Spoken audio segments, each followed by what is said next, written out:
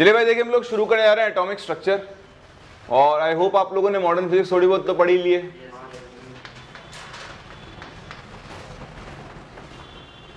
ठीक, तो हम बेसिक पार्ट डिस्कस नहीं कर रहे हैं। एक बार आप एनसीईआरटी जरूर पढ़ लें 11th क्लास की, इसमें कैथोड रेज एनोड रेज के बारे में बताया गया है। ठीक है, कैथोड रेज की डिस्कवरी, एनोड रेज की डिस्कवरी, उसके अलावा कैथोड रेज और एनोड रेज की प्रॉपर्टीज। मैं आपको बहुत सिंपल शब्दों में समझाऊं, कैथोड रेज क्या होती है? नेगेटिवली चार्ज रेज होती हैं, ठीक है, जो कि कैथोड से किसकी तरफ मूव करती है? एनोड से किसी तरफ मूव करती है? कैथोड की तरफ, ठीक है ना। तो नहीं, उल्टा बोल गया, कैथोड से एनोड की तरफ मूव करती है, इसे तो कैथोड रेज बोलते हैं। ठीक है, तो कैथोड से जनरेट होती हैं और कहाँ मूव करती हैं? एनोड की तरफ। ठीक है, एक्चुअली क्या होते हैं? इलेक्ट्रॉन्स होते हैं, नेगेटिवली चार्ज होते हैं, इसलिए पॉजिटिवली चार्ज इलेक्ट्रोड की तरफ मूव करते हैं। क्योंकि इलेक्ट्रॉन्स हैं तो आप किसी भी गैस का आयनाइजेशन करवाओ, उससे इलेक्ट्रॉन से निकलते हैं।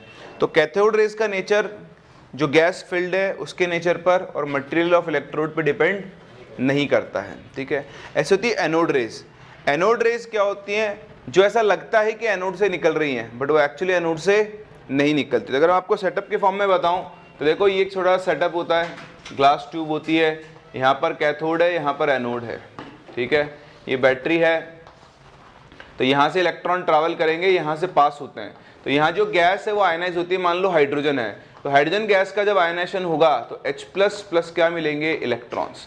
ये नेगेटिवली चार्ज इलेक्ट्रोड है, ये पॉजिटिवली चार्ज इलेक्ट्रोड है। इलेक्ट्रॉन जाएंगे इसकी तरफ, H+ जाएगा इसकी तरफ।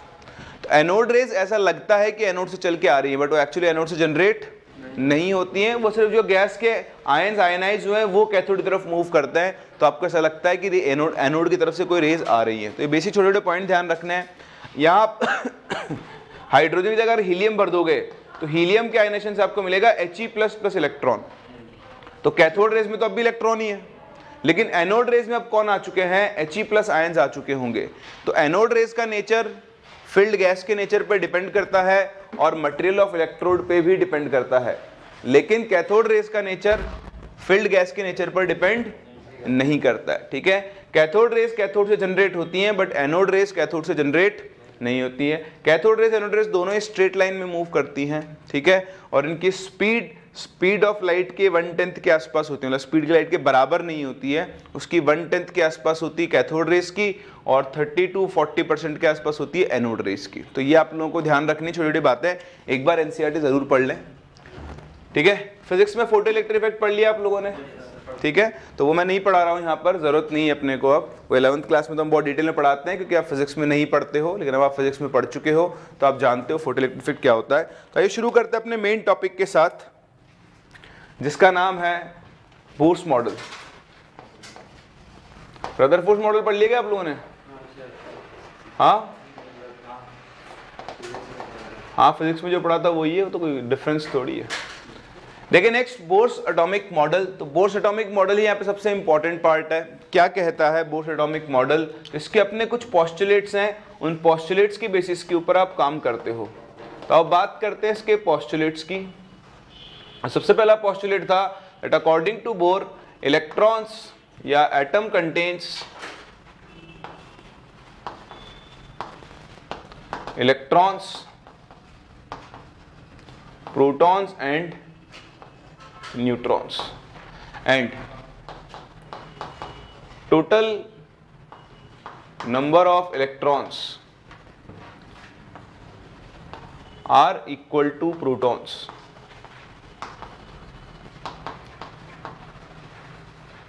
That is why atom is neutral. तो ये आप सभी जानते हैं, इलेक्ट्रॉन्स प्रोटॉन्स का नंबर एक न्यूट्रॉन एटम के लिए बराबर होता है, इसलिए इसके ऊपर कोई नेट चार्ज प्रेजेंट नहीं होता है। According to Bohr electrons are revolving in circular orbits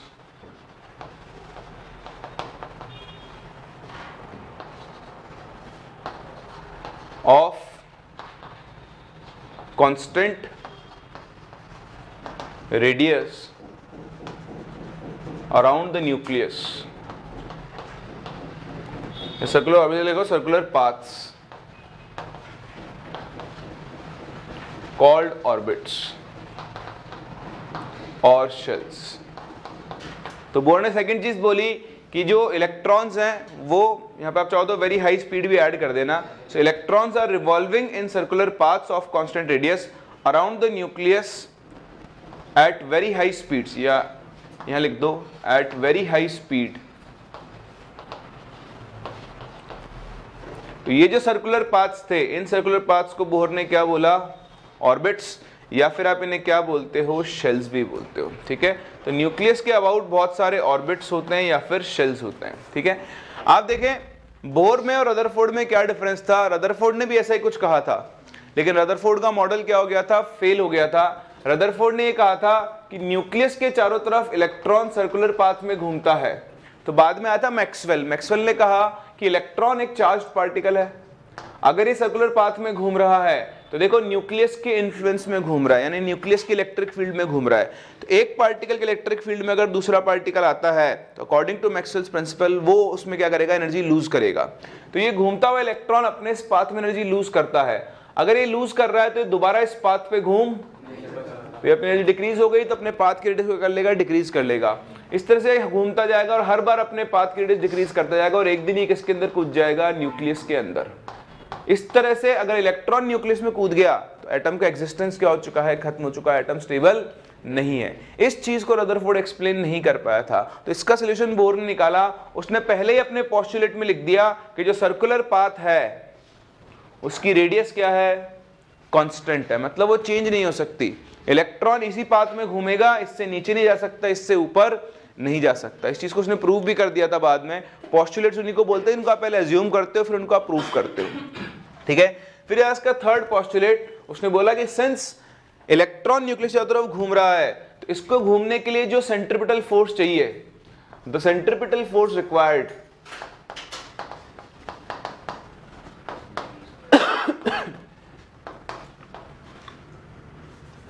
for circular motion of electron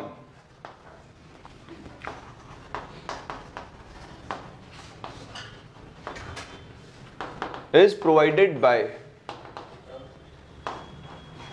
the electrostatic force of attraction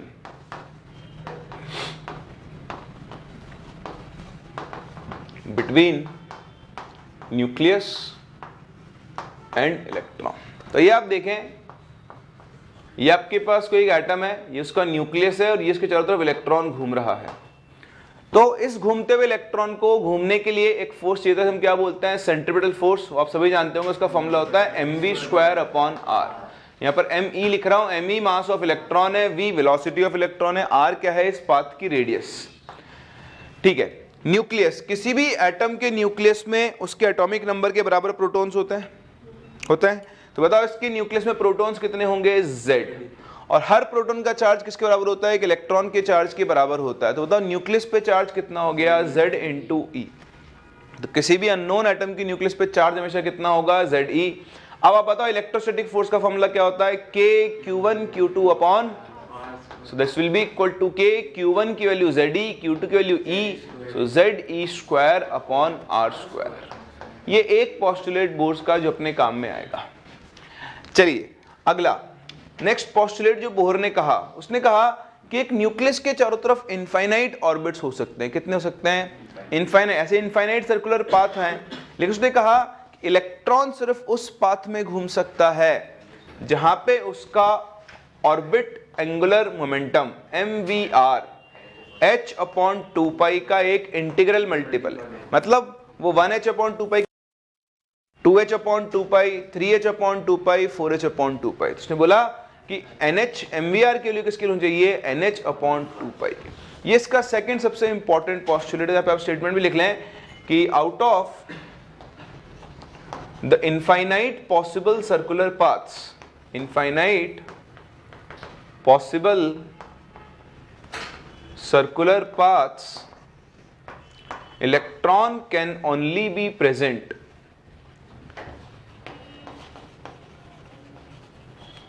in those orbits in which its angular momentum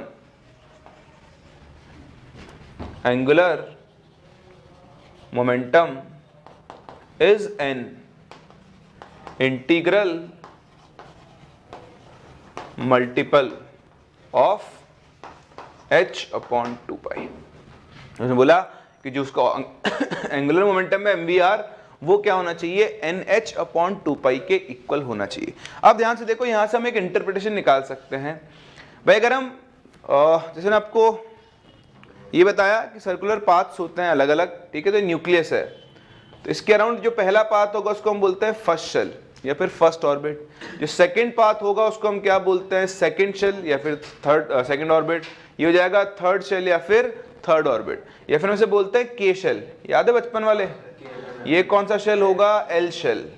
ये कौन सा शेल होगा, M shell. तो जो N है वो number of shell बताता है।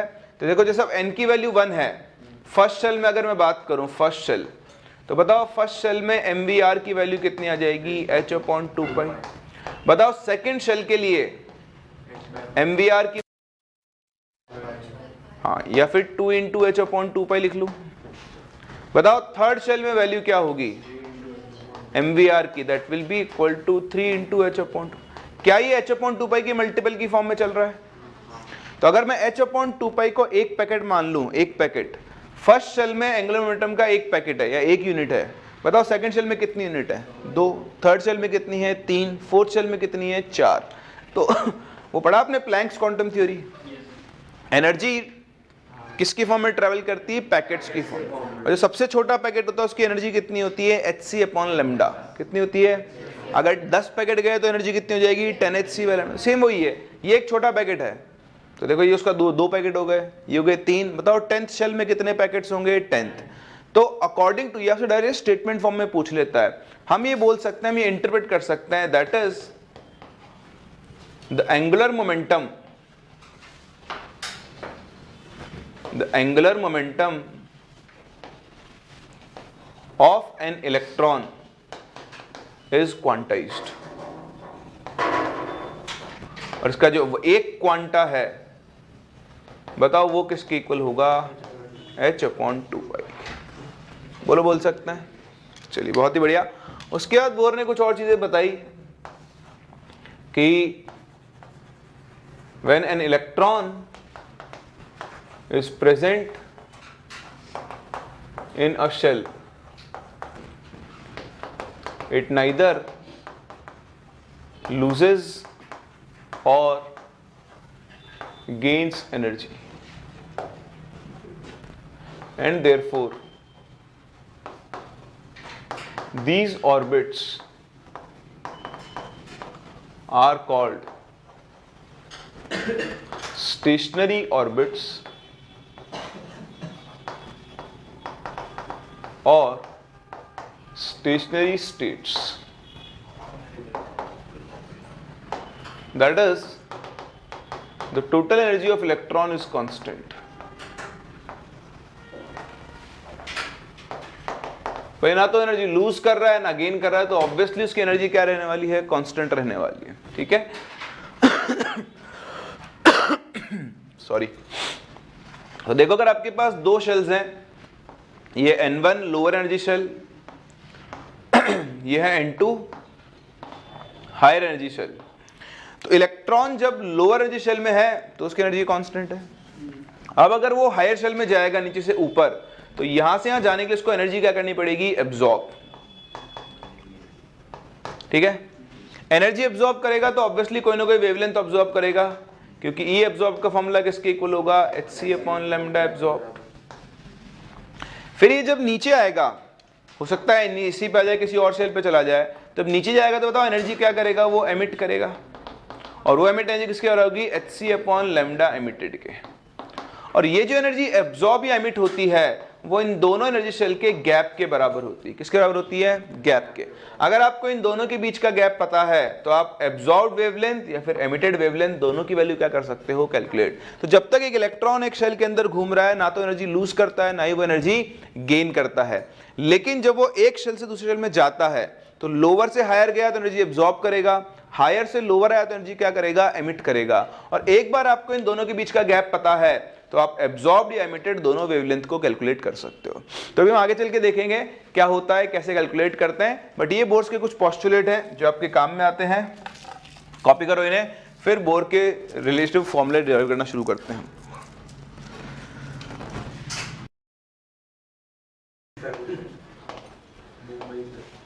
आज जाके मैं शॉपकीपर को बहुत भारी हूँ, उसने बोला था सिर्फ धूप में काला रहेगा, अभी क्या पता है। धूप में से आए हो ना अभी, तो बहुत टाइम धूप का मतलब रोशनी होगी तो काला। वो आप लोगों की बात है बाहर तो धूप भी नहीं है। बस तो कट गया तुम्हारा। सर आपको सिर्फ मौका चाहिए होता है, दुकान में देख के बोला तू बेटा ही है, अपना टाइम आएगा। तुम्हें उसने विशुद्ध समझदार साबित कर दिया है।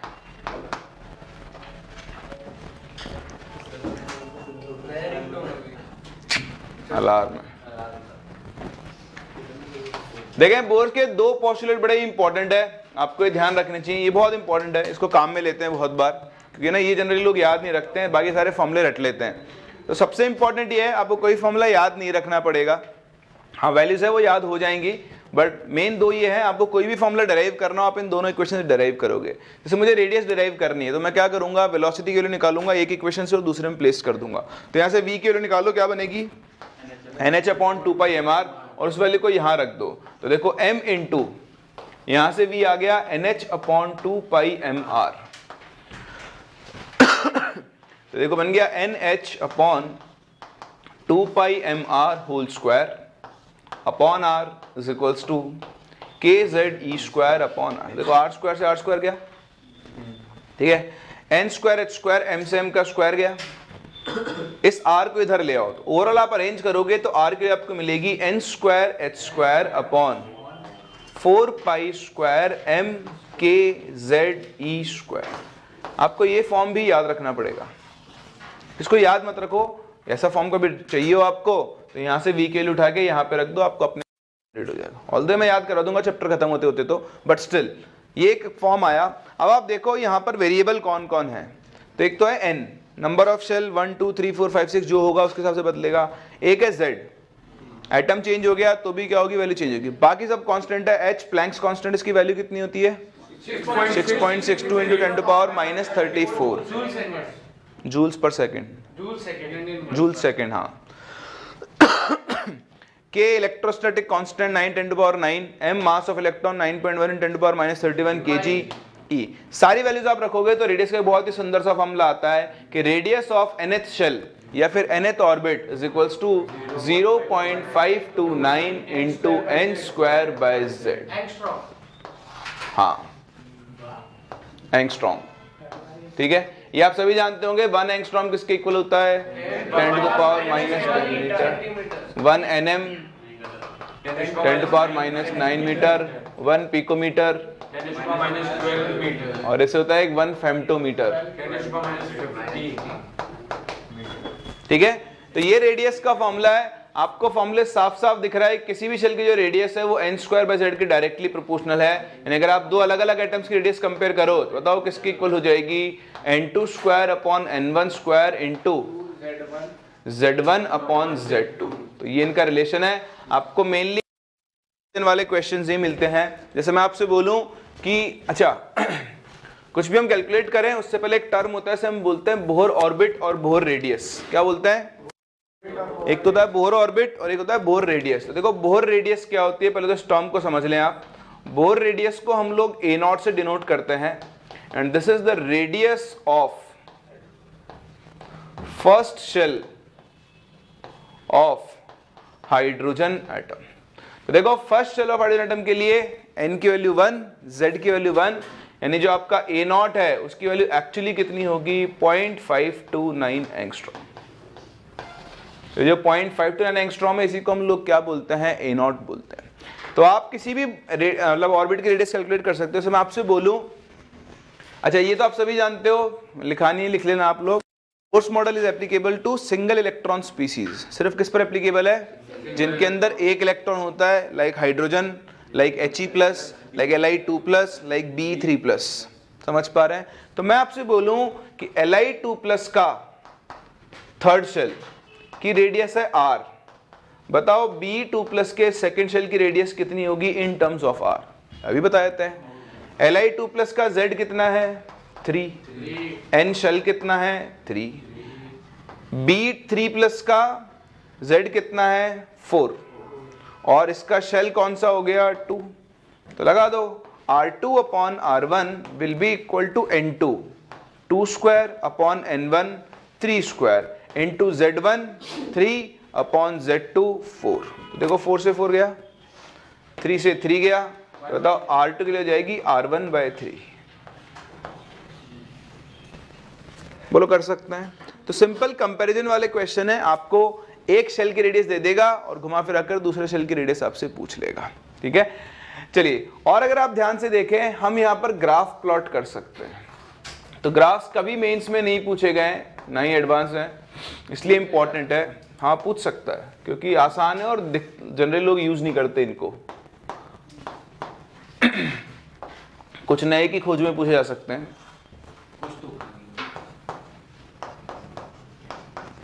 तो देखें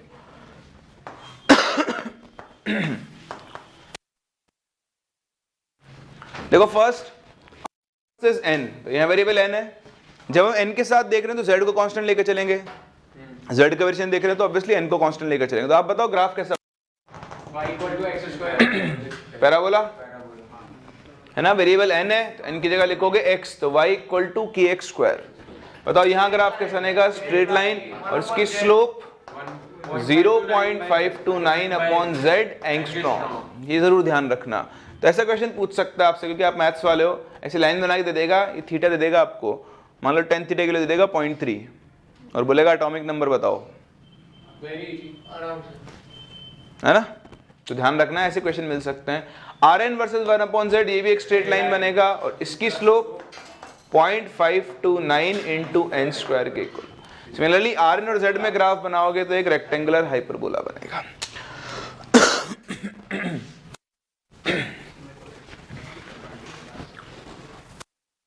चलिए, तीसरी चीज आपको ऐसे साफ साफ दिख रही है, क्योंकि रेडियस का formula 0.529 into n square by z है, तो आपको साफ साफ दिख रहा है कि एज n इंक्रीजेस, n मतलब नंबर ऑफ शेल, रेडियस और साइज ऑफ शेल वो क्या होती है, इंक्रीज होती है। समझ पा को?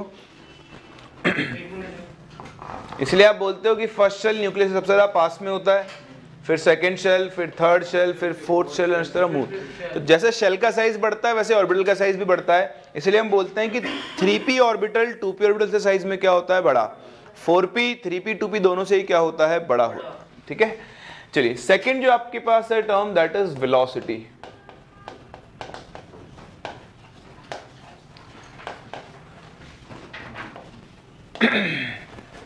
तो देखिए वेलोसिटी ऑफ इलेक्ट्रॉन, बात सेम है। अगर आपको वेलोसिटी निकालनी है तो आपको रेडियस वाले टर्म को रिप्लेस करना पड़ेगा।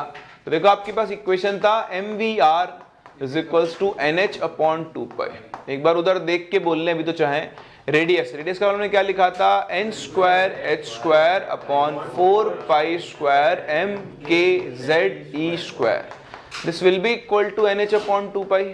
तो देखो nh से nh का स्क्वायर गया, पाई से पाई का स्क्वायर गया, 2 से 2 गया।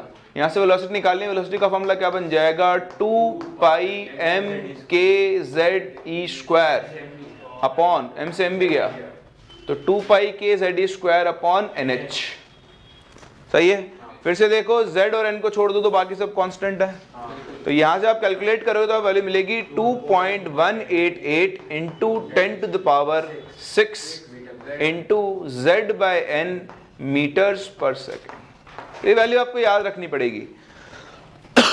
और वैल्यू से ज्यादा इंपॉर्टेंट है इसकी प्रोपोर्शनलिटी। आप देख पा रहे हैं यहां पर वेलोसिटी किसकी प्रोपोर्शनल है, z बाय n। तो अगर आप v1 बाय v2 देखो तो उसकी वैल्यू किसकी को आ जाएगी, z1 by z2 into n2 by n। I hope आप ये फिजिक्स में भी पढ़ चुके हो, वहां पर भी आप काम में लेते हैं। फिर से देखें आप ग्राफ, अच्छा एक आपको दिख रहा है वेलोसिटी z बाय n के प्रोपोर्शनल है,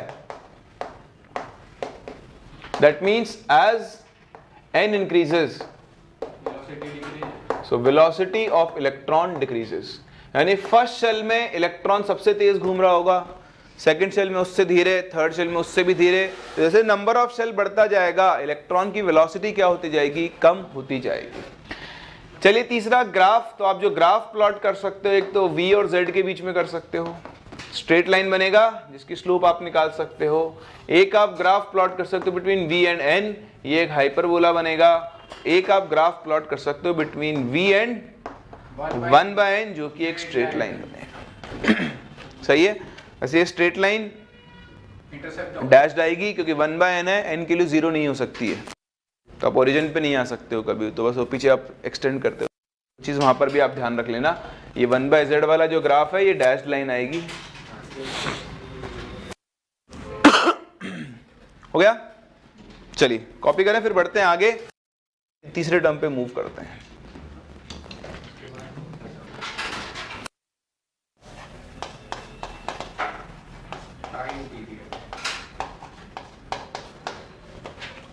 देखो टाइम पीरियड क्या होता है, it is simply the time taken for an electron to complete one revolution around the nucleus.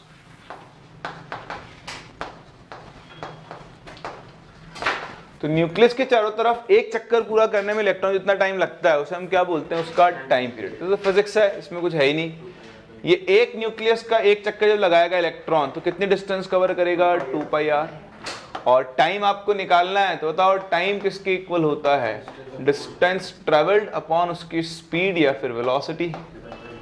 तो बताओ डिस्टेंस कितनी कवर की, 2πr, और स्पीड कितनी है, ठीक। तो मेन चीज क्या होती है, प्रोपोर्शनलिटी होती है। अब आप देख सकते हो कि बताओ 2π रेडियस किसकी इक्वल होती है, 0.529 into 10⁻⁻10 into n² z metres, divide by velocity कितनी है, 2.188 इंटू 10⁻6 इंटू z/n मीटर्स पर सेकेंड। यहाँ से आप कैलकुलेट करोगे टाइम पीरियड आपका जाएगा अराउंड 1.5 इंटू 10⁻16 इंटू, ये बन जाएगा n³/z² सेकेंड्स। तो आप यहाँ से देख सकते हो कि टाइम पीरियड किसकी प्रोपोर्शनल है, n³/z² के। ये याद नहीं रहता है, रखना भी नहीं है आपको। रेडियस वेलोसिटी याद रहेंगे, रेडियस n²/z के प्रोपोर्शनल होता है, वेलोसिटी z/n के प्रोपोर्शनल होता है। बाकी फिजिक्स है distance upon time, distance upon speed. तो 2πr अपॉन v, r किसकी प्रोपोर्शनल है, n²/z, v किसकी प्रोपोर्शनल है, z/n। दोनों का रेशियो ले लो, आपको अपने आप इसकी प्रोपोर्शनलिटी मिल जाएगी, ठीक है। इसका मतलब हम क्या बोल सकते हैं कि t2 अपॉन t1 की वैल्यू किसके इक्वल होगी, n2³ upon n1³ into z1² upon z2²। कभी कभी आपसे फ्रीक्वेंसी भी पूछ लेता है, तो ये तो गांव का बच्चा जानता है कि फ्रीक्वेंसी क्या होती है। इसका मतलब फ्रीक्वेंसी किसकी प्रोपोर्शनल होगी, z²/n³। तो ये आपके पास कुछ फॉर्मूले हैं रिलेटेड टू बोर्स मॉडल। इसमें आपको सिर्फ रेडियस और वेलोसिटी याद रखना है, बाकी सारे आप क्या कर सकते हो, इससे डिराइव कर सकते हो। क्वेश्चंस आपको बड़े ही आसान यहाँ पर मिलेंगे, इनमें कुछ खतरनाक आपको नहीं करना होता है। सिंपल कंपैरिजन वाले क्वेश्चन मिलते हैं, आपको पहले भी करा चुका हूं। आप चाहो तो एक तरह का क्वेश्चन और देख लो इसके अंदर।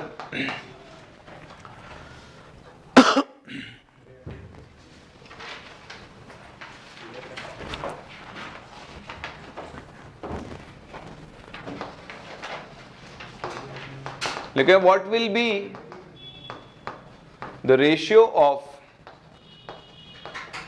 velocities of electrons in two orbits of hydrogen atom where the ratio of their time period is 27:1.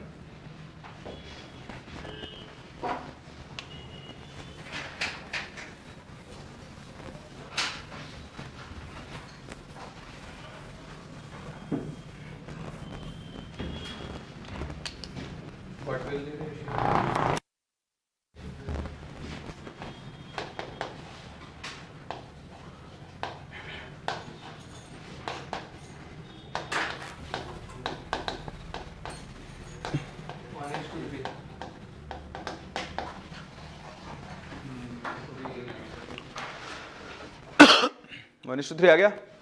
चलिए सिंपल है, देखें ये कह रहा है हाइड्रोजन आइटम है तो Z तो 1 हो गया। अब टाइम पीरियड किसके प्रोपोर्शनल होगा, T2/T1 is proportional to N2/N1 का क्यूब। तो दिस वैल्यू इज 27, N2/N1 की वैल्यू आ गई 3:1। लेकिन आपको रेशियो निकालना है वेलोसिटीज का। बताओ वेलोसिटी किसके प्रोपोर्शनल होगी, 1/N। Z तो 1 है, हाइड्रोजन एटम की बात कर रहे हैं, तो V2/V1 की वैल्यू किसकी इक्वल हो जाएगी, N1/N2 के। तो आंसर कितना आ जाएगा, 1/3। कर सकते हैं ना। तो इस तरह के आपको कंपैरिजन वाले क्वेश्चंस मिलेंगे, सॉल्व कर सकते हो, ज्यादा कुछ नहीं होता है इनके अंदर, ठीक है। बस आपको फॉर्मूले यहाँ पर ठीक से याद रखने हैं। चलिए आगे बढ़ते हैं, एनर्जी ऑफ इलेक्ट्रॉन, ये बड़ा इंपॉर्टेंट पार्ट है, आगे का पूरा चैप्टर इसी के ऊपर बेस्ड है। तो ध्यान दें, घूमता हुआ जो इलेक्ट्रॉन है, जो उसकी टोटल एनर्जी है, तो टोटल एनर्जी को हम En से डिनोट करते हैं, that will be equal to sum of its kinetic energy plus its potential energy. जो टोटल एनर्जी होगी वो इन दोनों का सम होगी, kinetic energy plus potential energy. तो आओ सबसे पहले तो बात कर लेते हैं पोटेंशियल एनर्जी की। तो देखिए पोटेंशियल एनर्जी, ये न्यूक्लियस और ये इलेक्ट्रॉन, दोनों के बीच की डिस्टेंस कितनी है, r। न्यूक्लियस पे चार्ज कितना होता है, Ze। तो इलेक्ट्रोस्टैटिक पोटेंशियल एनर्जी, ये बताओ पोटेंशियल एनर्जी का फॉर्मूला क्या बनेगा, KQ1 इंटू Q2। तो आप अच्छे से जानते हो कि जब अपोजिट चार्ज है तो हम मतलब पोटेंशियल एनर्जी में हम विद साइन फॉर्मूले में वैल्यूज रखते हैं ना, अपॉन क्या बनेगा, R। तो बताओ पोटेंशियल एनर्जी का फॉर्मूला क्या बन गया, -KZE²/R। कोई डाउट, समझ में आ रहा है। दूसरी चीज हम यहाँ पे कैलकुलेट करते हैं इसकी काइनेटिक एनर्जी। बताओ काइनेटिक एनर्जी का फॉर्मूला क्या होता है, 12mv²। और आप देखो bourse first postulate, half mv²/r की वैल्यू थी, mv²/r किसकी इक्वल था, KZE²/r²। r से r का स्क्वायर गया, तो बताओ mv² की वैल्यू किसकी, KZE²/r। ये आ गई काइनेटिक एनर्जी, आ गई। इन दोनों को ऐड कर दो, बताओ आपको क्या मिल जाएगी, इसकी टोटल एनर्जी। तो अगर हम टोटल एनर्जी कैलकुलेट करें, En that will be equal to -KZE²/r plus half KZE²/r। Overall कितनी बन गई, -12 KZE²/r। तो इस तरह से आप तीनों एनर्जीज को रिलेट कर सकते हो। बताओ हम टोटल एनर्जी को किसके इक्वल लिख सकते हैं, टोटल एनर्जी, देखो इन दोनों में क्या रिलेशन है, will be equal to minus of kinetic energy. दोनों में क्या रिलेशन है, हाँ पता नहीं क्यों नहीं लोग, मुझे समझ में नहीं आता, हमेशा गलती करती है।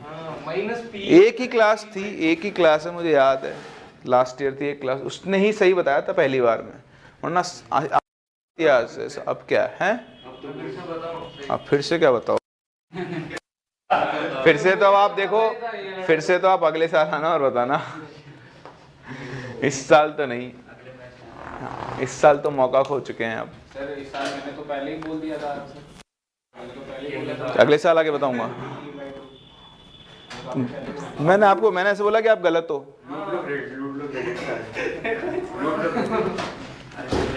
तो एक तो ये रिलेशन आप ध्यान रखें, बहुत इंपॉर्टेंट है। तो टोटल देखो, टोटल एनर्जी पता है तो आपको काइनेटिक एनर्जी पता है, टोटल एनर्जी पता है तो आपको पोटेंशियल एनर्जी भी पता है, ठीक है। तो आओ टोटल एनर्जी कैलकुलेट करने चलते हैं।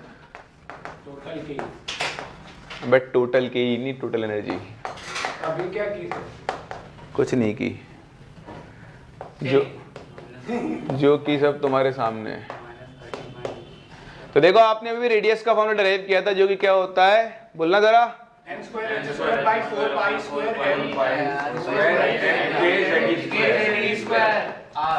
इस वैल्यू को उठा के यहाँ रख दो, ठीक है।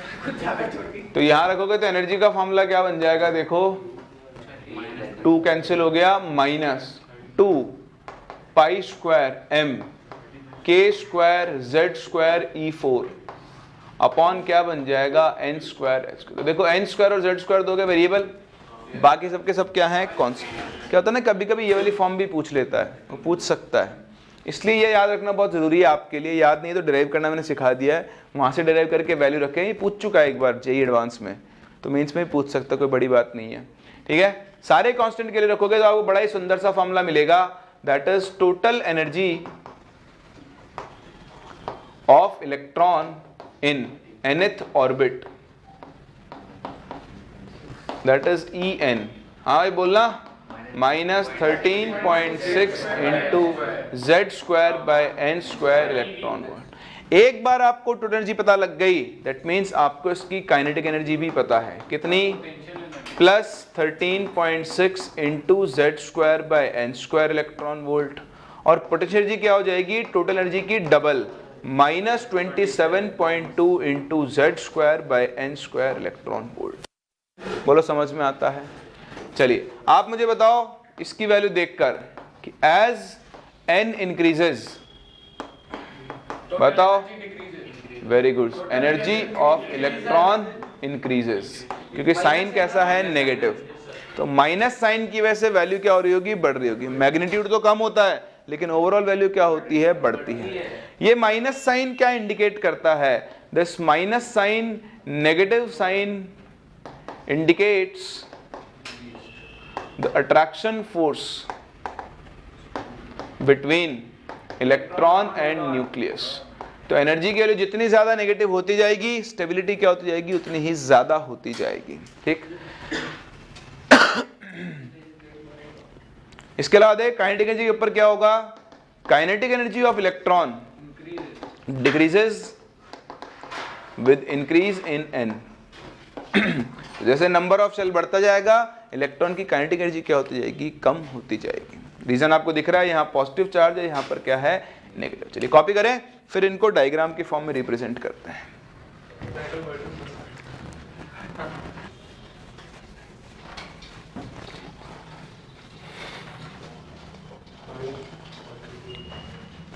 अब देखो, एक बार आपने एनर्जी का फॉर्मूला सीख लिया तो हम हाइड्रोजन एटम के लिए एनर्जी डायग्राम बना रहे हैं। बहुत ध्यान से देखें, ये बहुत काम की चीज है, आपको याद रखनी होगी ताकि आपकी कैलकुलेशन बहुत फास्ट हो पाए। हाइड्रोजन, हम सबसे बात कर रहे हैं n = 1 की। फर्स्ट शेल यानी के शेल, तो आप फॉर्मूला लगाओ, हाइड्रोजन के लिए z कितना होता है, n की वैल्यू 1 हो गई तो फर्स्ट शेल की एनर्जी कितनी होगी, -13.6 electron volt. Second shell that is n = 2, निकालो, आ जाएगी -3.4 इलेक्ट्रॉन वोल्ट। n के लिए 2 रख दो। फिर n = 3, एनर्जी कितनी होगी, -1.51। फिर n = 4, एनर्जी कितनी आ जाएगी, -0.85 इलेक्ट्रॉन वोल्ट। फिर n = 5, एनर्जी इज -0.544 या 54 ले लो इलेक्ट्रॉन वोल्ट। और इस तरह से कहानी चलती रहेगी अप टू इनफाइनाइट। बताओ इनफाइनाइट पर एनर्जी कितनी हो जाएगी, 0। तो अगर आपसे कोई पूछता है एक इलेक्ट्रॉन की टोटल एनर्जी की मैक्सिमम वैल्यू 0, ठीक, मिनिमम वैल्यू -13.6 इलेक्ट्रॉन वोल्ट, यानी 0 लेवल से ही इतना एनर्जी नीचे है, दैट मीन्स यहां पर इलेक्ट्रॉन की स्टेबिलिटी क्या है, सबसे ज्यादा है। एनर्जी कम, स्टेबिलिटी ज्यादा। जैसे आप ऊपर जाते जा रहे हो, इलेक्ट्रॉन की एनर्जी क्या होती जा रही है, बढ़ती जा रही है। तो न्यूक्लियस सबसे ज्यादा पावर, बेसिकली स्टेबिलिटी की जगह हम इसको बोले अट्रैक्शन।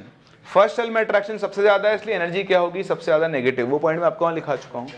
चलिए इसके बाद आपको इनके बीच के गैप भी याद रखने हैं। बताओ फर्स्ट से सेकंड के बीच का गैप ये होता है 10.2 इलेक्ट्रॉन वोल्ट। फर्स्ट से थर्ड के बीच का गैप 12.09 इलेक्ट्रॉन वोल्ट। फर्स्ट से फोर्थ का गैप 12.75 इलेक्ट्रॉन वोल्ट। और एक आपको याद रखना है सेकंड से थर्ड के बीच का gap which is 1.89 electron volt. जितना डेटा आपके सामने बोर्ड पे लिखा गया है एटलीस्ट आपको ये याद होना चाहिए।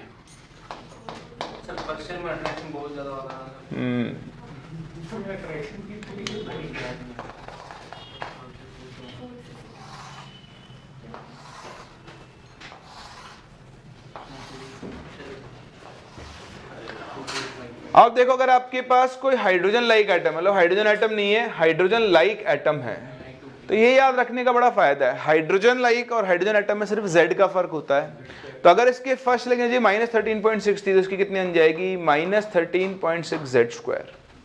अगर ये -3.4 था तो ये कितना बन जाएगा -3.4 Z²। ये बन जाएगा -1.51 Z²। ये बन जाएगा -0.85 Z²। ये बन जाएगा -0.54 इंटू Z²। गैप्स, अगर आपको गैप्स याद है तो आपको ये भी पता है, इसकी हो जाएगी 10.2 Z²। इस वाले की एनर्जी कितनी हो जाएगी 12.09 इंटू Z²। 12.7 ये बन जाएगा 12.75 Z²। और ये वाला गैप कितना बन जाएगा 1.89 Z²। एक बार आपको एनर्जी गैप्स पता है तो आप इन शेल्स में होने वाले ट्रांजिशन, क्या बोलते हैं ट्रांजिशंस, इन ट्रांजिशंस के लिए वेवलेंथ कैलकुलेट कर सकते हो। ध्यान दें, मैं एक और चीज आपको बता दूं, क्योंकि फर्स्ट शेल में एनर्जी सबसे कम है, इसको हम बोलते हैं ग्राउंड स्टेट। क्या बोलते हैं? इसके बाद यहां ऊपर जाएगा, इसको हम बोलते हैं फर्स्ट एक्साइटेड स्टेट, ये सेकेंड एक्साइटेड स्टेट, इस तरह ये क्या हो जाएगी थर्ड एक्साइटेड स्टेट। इलेक्ट्रॉन को नीचे से ऊपर जाने के लिए एनर्जी देनी पड़ेगी, दैट इज कॉल्ड एक्साइटेशन। आपने इलेक्ट्रॉन को क्या कर दिया है एक्साइट कर दिया है, तो एक्साइट होकर वो ऊपर चला जाएगा, वापस नीचे आएगा, तो that will be called D excitation. समझ पा रहे हैं? तो एक्साइटेशन में कितनी एनर्जी एब्जॉर्ब हुई होगी, डी एक्साइटेशन में कितनी रिलीज हुई होगी, ये सब आप यहाँ पे इन गैप्स के थ्रू बता सकते हो। मान लो हाइड्रोजन में इलेक्ट्रॉन 1 से 4 गया, तो 1 से 4 जाने के लिए इसको कितनी एनर्जी चाहिए होगी 12.75 इलेक्ट्रॉन वोल्ट। बोलो समझ में आ रहा है? कई बार आपको एनर्जी दे देगा 12.8, मान लो 12.9 दे दी, तो उसका मतलब ये नहीं है कि वो यहाँ इसके बीच में आके बैठ जाएगा इलेक्ट्रॉन, कहीं नहीं जाएगा। हाँ नहीं यहाँ आएगा, सॉरी हाँ कहीं नहीं जाएगा, सही बोल रहे हो, वो ऊपर जाएगा, शेल तो है नहीं, वहां वापस से नीचे ग्राउंड स्टेट में बैठ जाएगा। समझ पा रहे हैं आप इस बात को? ठीक है, तो ऐसे केस में इलेक्ट्रॉन कहीं नहीं जाता है। एग्जैक्ट 12.75 मिली तो यहाँ जाएगा, 12.8 मिली तो ऐसा नहीं है कि ऊपर चला जाएगा यहाँ आ जाएगा, कहीं नहीं जाएगा, वापस से कहाँ आ जाएगा, वो अपना नीचे आ जाएगा ग्राउंड स्टेट। उस एनर्जी को वापस से क्या कर देगा रिलीज, और वापस से कहाँ पहुंच जाएगा ग्राउंड स्टेट के अंदर। समझ पा रहे हैं मेरी बात को? हाँ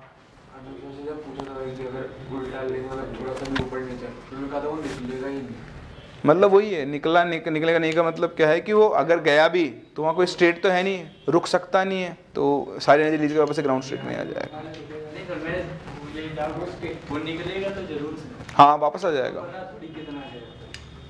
कैसे पता नहीं है, वही तो, ये तो वही बात है, निकलेगा पर वहाँ लेवल नहीं है, वापस आ जाएगा नीचे ग्राउंड स्टेट पे आके एनर्जी रिलीज कर देगा। ऑब्वियसली एनर्जी आप दे रहे हो तो एक्साइट तो होगा ही एक बार तो, ठीक है।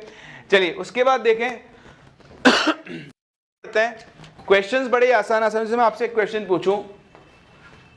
अच्छा ये आप ही देख ही रहे हो ग्राउंड स्टेट फर्स्ट स्टेट, यानी अगर आपके पास nth स्टेट है तो उसको हम लोग क्या बोला करेंगे n-1 excited state.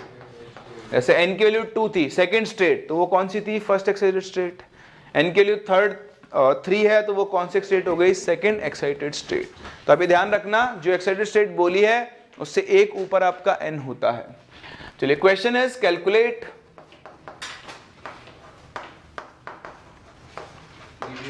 the wavelength of photon emitted when electron returns from second excitation to ground state in Li2 plus ion।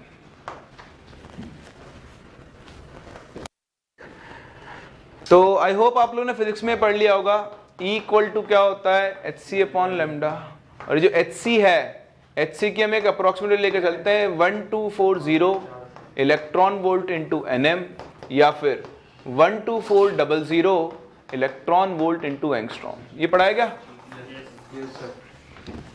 है ना। तो हम इस हिसाब से क्या करते हैं वैल्यूज लेते हैं। अगर आपको वेवलेंथ nm में बतानी है तो आप ये वाली यूज करोगे, एंगस्ट्रॉम में बतानी तो ये वाली यूज करोगे। एनर्जी किसमें चाहिए इलेक्ट्रॉन वोल्ट में, तो ये सारी एनर्जी अपनी इलेक्ट्रॉन वोल्ट में है। इलेक्ट्रॉन आ रहा है सेकंड एक्साइटेड स्टेट यानी थर्ड स्टेट से, और कहां पर आ रहा है ग्राउंड स्टेट में Li2 प्लस आयन। तो थर्ड से ग्राउंड स्टेट का गैप कितना होता है 12.09। तो बताओ डेल्टा E के लिए हो गई 12.0 9 into z square in lithium 3 square. This will be equal to 1240 electron volt into nm upon lambda. यहां से लैम्डा निकाल लो, आपको नैनोमीटर के अंदर वैल्यू मिल जाएगी. कर सकते हैं. तो गंदे अच्छी कैसी भी आ सकती है, गारंटी दे सकते, बट हाँ ये आपका फंडा है. अगर आपको दो स्टेट्स के बीच में ट्रांजिशन पता है तो उसके लिए आप क्या कर सकते हो, वेवलेंथ के लिए डायरेक्टली कैलकुलेट कर सकते हो. अभी इस काम को हम आगे भी करेंगे, स्पेक्ट्रम जब करेंगे वहां हम रिडबर्ग्स फॉर्मूला सीखेंगे, उससे रिलेटिवली ज्यादा आसान हो जाएगा. बट स्टिल आपको ये पार्ट भी पता होना चाहिए. नीचे से ऊपर गए तो गैप निकाल लो, equal to hc by lambda. आपको लैम्डा एब्जॉर्ब मिल जाएगा. ऊपर से नीचे आए delta E equal to hc by lambda. आप यहां से लैम्डा एमिटेड भी कैलकुलेट कर सकते हो. कोई डाउट? समझ में आ रहा है यहां तक? चलिए बहुत ही बढ़िया. उसके बाद देखो अगेन ग्राफ्स. हम टोटल एनर्जी ग्राफ बना रहे हैं. Total energy En equal to क्या होता है? अच्छा एक चीज मैं बताना भूल गया, वैसे आप लोगों को पता हो गया और आपको दिख भी रहा है कि हाइड्रोजन एटम में देखो कॉन्जुगेटिव लेवल्स का गैप क्या होता है, सक्सेसिव लेवल्स का गैप डिक्रीज होता जाता है ना. फर्स्ट से सेकंड का गैप 10.2 है, लेकिन सेकंड थर्ड का गैप कितना है 1.89. थर्ड से फोर्थ का गैप क्या हो जाएगा, और भी कम.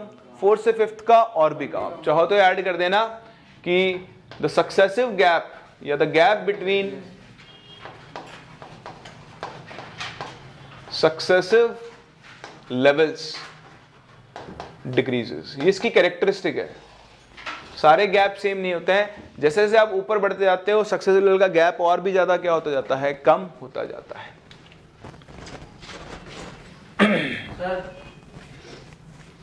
हाँ बोलो.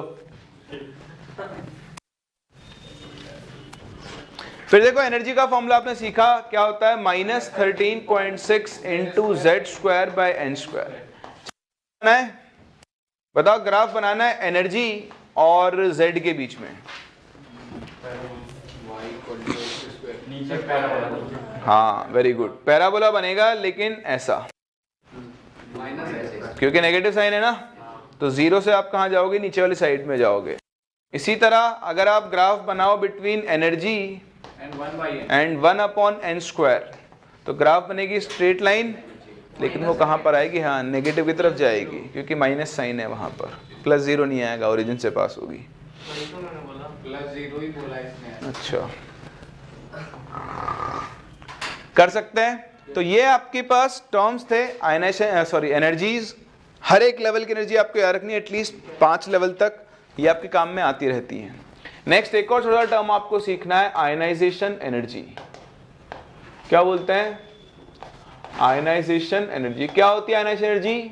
Removal of electron from any state and taking it to ground state. Removal of electron from Ground state to infinity. Outermost shell. कौन सा ग्राउंड स्टेट? जो ग्राउंड पे होगा 30. आयनाइजेशन एनर्जी क्या होती है, एक एटम आउटर मोस्ट शेल यानी वैलेंस शेल से इलेक्ट्रॉन को निकालने की एनर्जी खर्च करनी पड़ेगी, उसे हम लोग क्या बोलते हैं, आयनाइजेशन एनर्जी. अब अगर हम बात करें हाइड्रोजन एटम की, so for hydrogen atom there is only one electron. Hydrogen and hydrogen like atoms. There is only one electron which is present in first shell. ठीक है. तो आपको इलेक्ट्रॉन को रिमूव भी कहां से करना है, फर्स्ट शेल से. तो ये न्यूक्लियस है, ये n इक्वल टू 1 है. रिमूव करने का मतलब क्या है, आपको इलेक्ट्रॉन को कहां पर भेजना है, n इक्वल टू इनफाइनाइट, जहां पर उसकी एनर्जी कितनी होती है, 0. और यहां इसकी एनर्जी कितनी होती है, -13.6. पहले तो मैं आपको इनफाइनाइट का मतलब समझा दूं. कोई मुझे समझा सकता है इनफाइनाइट का मतलब क्या है? फील्ड के बाद कौन से फील्ड के बाद? नहीं किसका इलेक्ट्रिक फील्ड? Very good. देखें कुछ लोग इनफाइनाइट कर सकते हैं बहुत दूर. ठीक है, तो इनफाइनाइट इज आल्सो रिलेटिव. भाई हमारा इनफाइनाइट अलग है, एक चींटी का इनफाइनाइट अलग है ना. तो इनफाइनाइट को ऐसे नहीं देखते आप अपने साथ बहुत दूर फेंक दिया इलेक्ट्रॉन को, नहीं. कुछ लोग ऐसे ही सोचते हैं. इनफाइनाइट का मतलब क्या है, आपने इलेक्ट्रॉन को न्यूक्लियस के अट्रैक्शन फोर्स से क्या कर दिया, फ्री। जिस डिस्टेंस पर इलेक्ट्रॉन और न्यूक्लियस के बीच में अट्रैक्शन फोर्स खत्म हो गया वही उसका इनफाइनाइट है। कैसे नहीं होता? अट्रैक्शन तो हमेशा रहती है, हमेशा लॉन्ग रेंज तो हमेशा रहता है। प्रभु भाग्य खुल गए मेरे, आज मुझे ज्ञान हुआ, सच्चा ज्ञान। क्या बोलते हैं उसको, पेड़ के नीचे बैठे थे ना, कौन से भगवान, भगवान महावीर, फिर उनको बौद्ध भगवान, बोध गया में, है ना, वहीं जाके उनको अबूझ ज्ञान हुआ था। हाँ, आज तो मेरी आंखें धन्य हो गया मैं जो आप मेरी क्लास में पधारे, दोनों के दोनों महागुरु सज्जन। खत्म नहीं होता। बहुत बढ़िया, ठीक है। तो जहां न्यूक्लियस के अट्रैक्शन फोर्स से फ्री हो जाए तो क्या बोलते हैं, इनफाइनाइट बोलते हैं, ठीक है ना। तो इनफाइनाइट का और कोई मतलब नहीं है। दैट मीन्स यहां से यहां पहुंचा है, अब कोई इंटरेक्शन नहीं बचा, तो न्यूक्लियस से इसकी कोई पोटेंशियल या काइनेटिक एनर्जी नहीं होगी।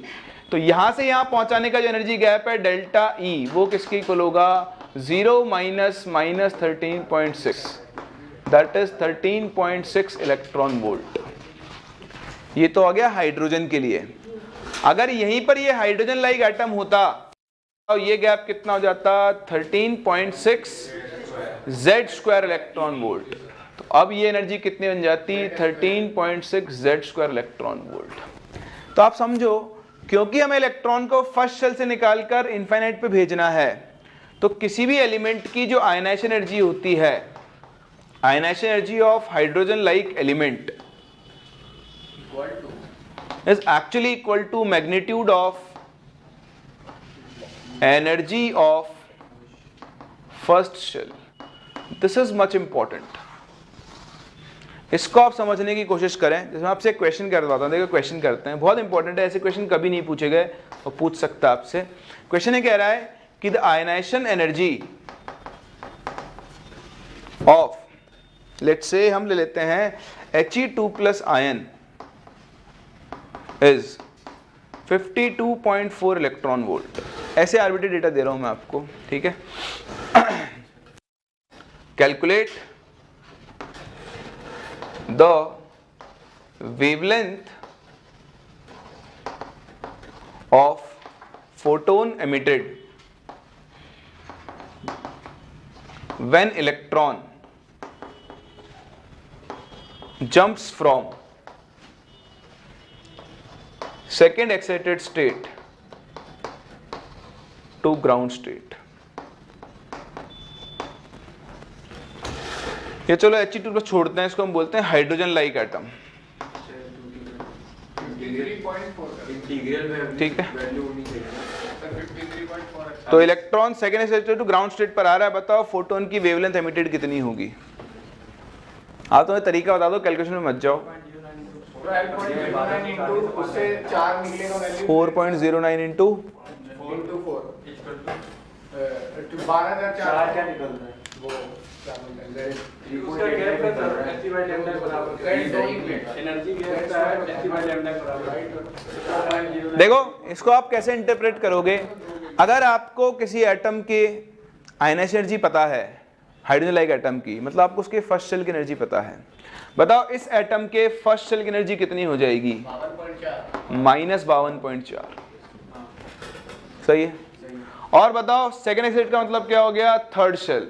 इसका मतलब इसके थर्ड शेल की एनर्जी कितनी हो जाएगी, -52.4 into 9, sorry upon 9, Z² upon N² होता है ना।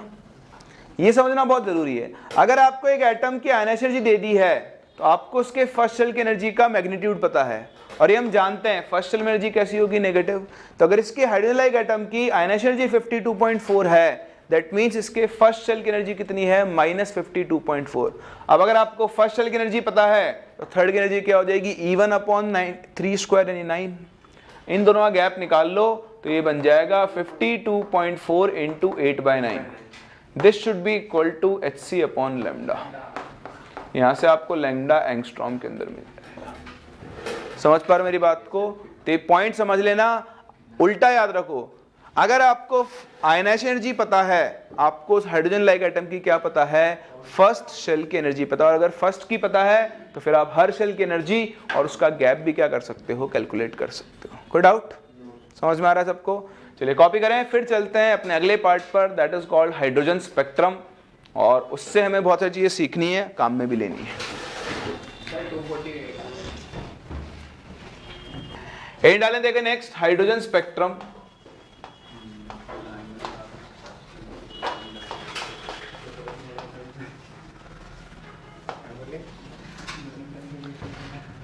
तो देखो हाइड्रोजन का जो स्पेक्ट्रम होता है, it is emission type discontinuous line spectrum होता है। देखो मैं आपको समझाऊं, एमिशन डिसकंटिन्यूअस लाइन स्पेक्ट्रम का मतलब क्या है। लिखना मत, आप छोटा चाहो तो बाइफर्केशन लिख सकते हो साइड में जाके। दो स्पेक्ट्रम, पहली बात तो स्पेक्ट्रम क्या होता है, तो स्पेक्ट्रम कुछ भी नहीं होता, ये कलेक्शन होता है of radiations of different wavelengths.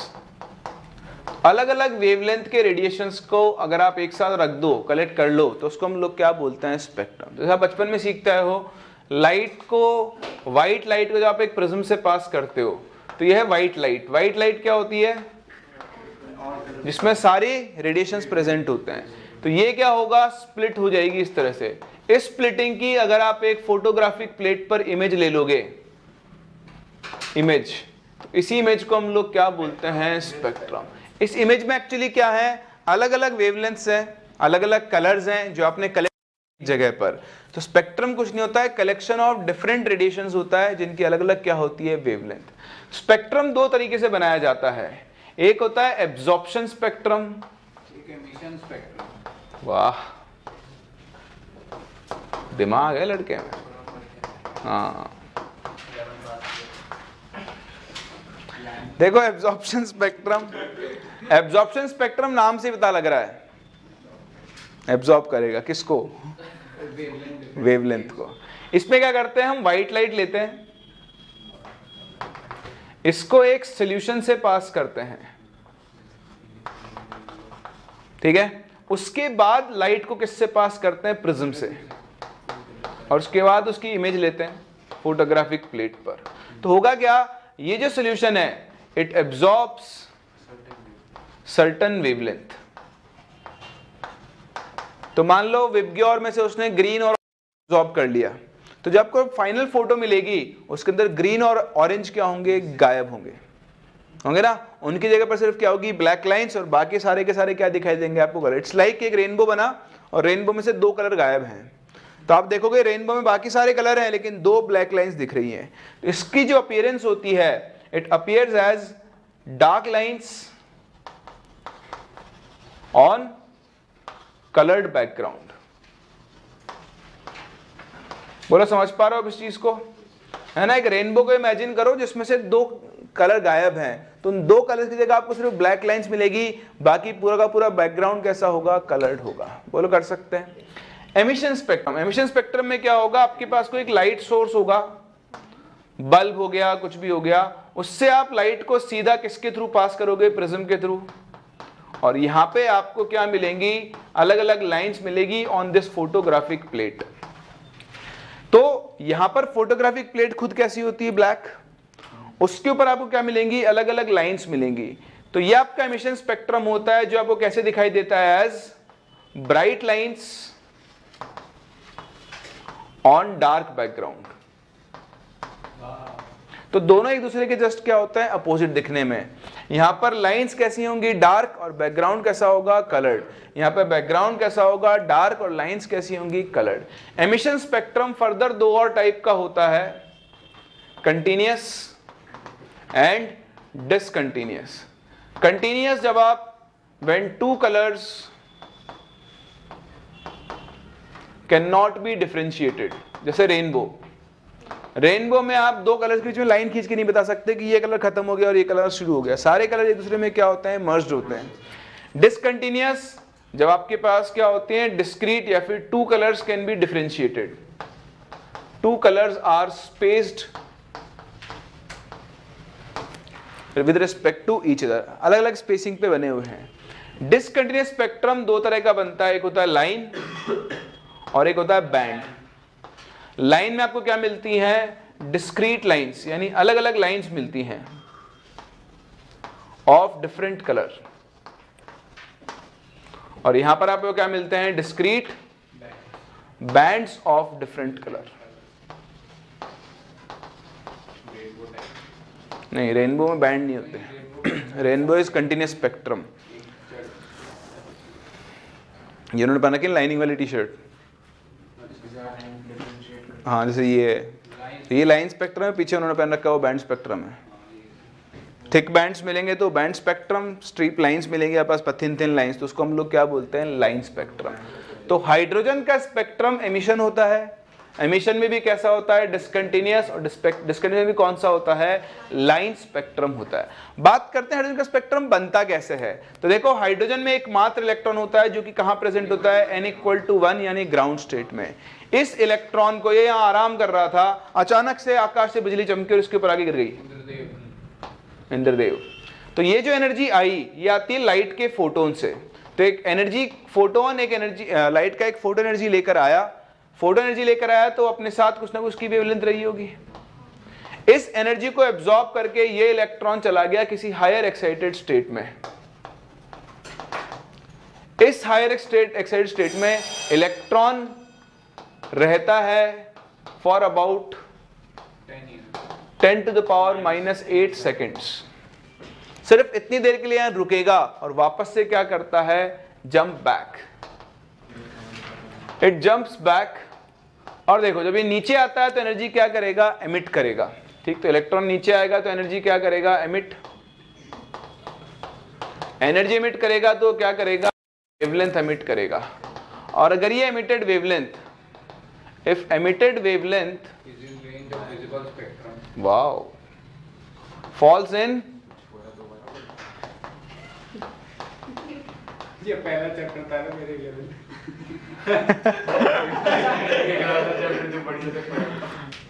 लेकिन मेरा टीचर महान था इस चैप्टर, कोई सोचता नहीं था।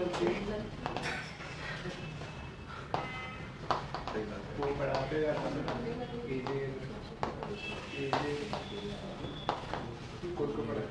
तो देखो, जब इलेक्ट्रॉन नीचे आएगा तो आपको हर एक उस ट्रांजिशन के रिस्पेक्ट में जो कि विजिबल रीजन में लाई कर रहा है, आपको एक कलर्ड लाइन मिलेगी। ठीक है, जैसे मान लो ये n=5 में चला गया, तब ये 5 से 1 आ सकता है, तो 5 से 1 आएगा तो एक अलग वेवलेंथ मिलेगी, 5 से 2 आएगा तो एक अलग वेवलेंथ मिलेगी, 5 से 3 आएगा तो एक अलग, और हर वेवलेंथ के करस्पॉन्डिंग आपको क्या मिलेगी? एक अलग लाइन मिलेगी जो कि आपको स्पेक्ट्रम के अंदर दिखाई देगी। तो इस तरह से हाइड्रोजन का स्पेक्ट्रम बनता है। ये इसका प्रोसेस होता है स्पेक्ट्रम बनने का। तो आपने इनऑर्गेनिक में हर जगह कलर्स पढ़े हैं, वहां पे पढ़ते इलेक्ट्रॉन ट्रांजिशन होता है, तो ये वही ट्रांजिशन है। नीचे से ऊपर जाएगा तो एनर्जी एब्जॉर्ब करेगा, ऊपर से नीचे आता है तो एनर्जी क्या करता है? रिलीज करता है। अब आप इसको ध्यान से समझे, एक्चुअली हाइड्रोजन स्पेक्ट्रम बनता कैसे है। तो यह है ground state, that is n=1।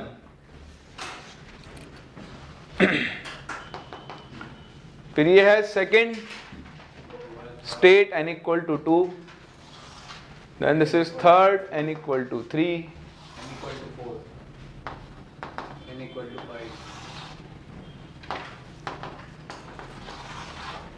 तो आप यहां पर भी देख सकते हैं सक्सेसिव लेवल्स के बीच में गैप क्या होता जा रहा है? कम होते जा रहा है। n=8 और इस तरह से n=∞ तक की कहानी चलती है। ठीक है, ये हाइड्रोजन के लिए भी है, हाइड्रोजन लाइक एटम्स के लिए भी है, सबके ऊपर एप्लीकेबल है। यहां पर हम एक फॉर्मूला पढ़ते हैं, इसे हम बोलते हैं रिडबर्ग्स फॉर्मूला। क्या बोलते हैं?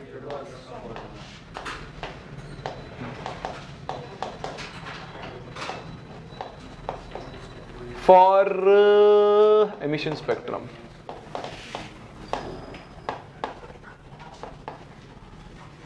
एमिशन स्पेक्ट्रम मतलब क्या है? जब ऊपर से नीचे आओगे तभी फॉर्मूला वैलिड होगा। वैसे आप नीचे से ऊपर भी लगा सकते हो, आपको वैल्यूज एक्सचेंज करनी पड़ेगी, बाकी सब कुछ सेम रहेगा। So formula is wave number new bar will be equal to 1/λ is equals to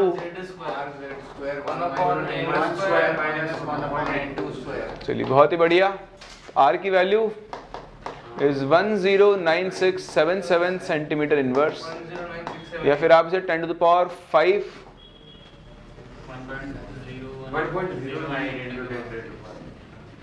1 ही हो गया approximately 1 2 3 4 5 1.09 10 to power 5 1 approximately 10 to power 5 centimetre inverse हम इसे लेकर चल सकते हैं। ठीक है, N1 क्या होती है? N1 इज लोअर एक्साइटेशन या लोअर एनर्जी स्टेट, और N2 क्या होती है? Higher energy state.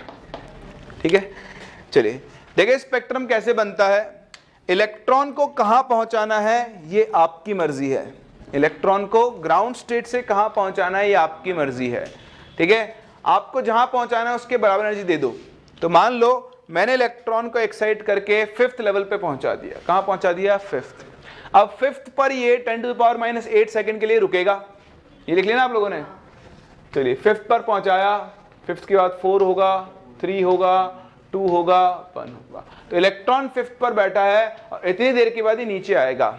तो इलेक्ट्रॉन को ले जाना आपकी मर्जी है, लेकिन आना वो अपनी मर्जी से आएगा, आप उसको कंट्रोल नहीं कर। अब उसकी इच्छा है, वो चाहे तो 5 से सीधा 1 आ जाए, तो 5 से सीधा 1 आया तो एक सर्टेन वेवलेंथ एमिट करेगा, एक सर्टेन कलर आपको क्या मिल जाएगा स्पेक्ट्रम के अंदर।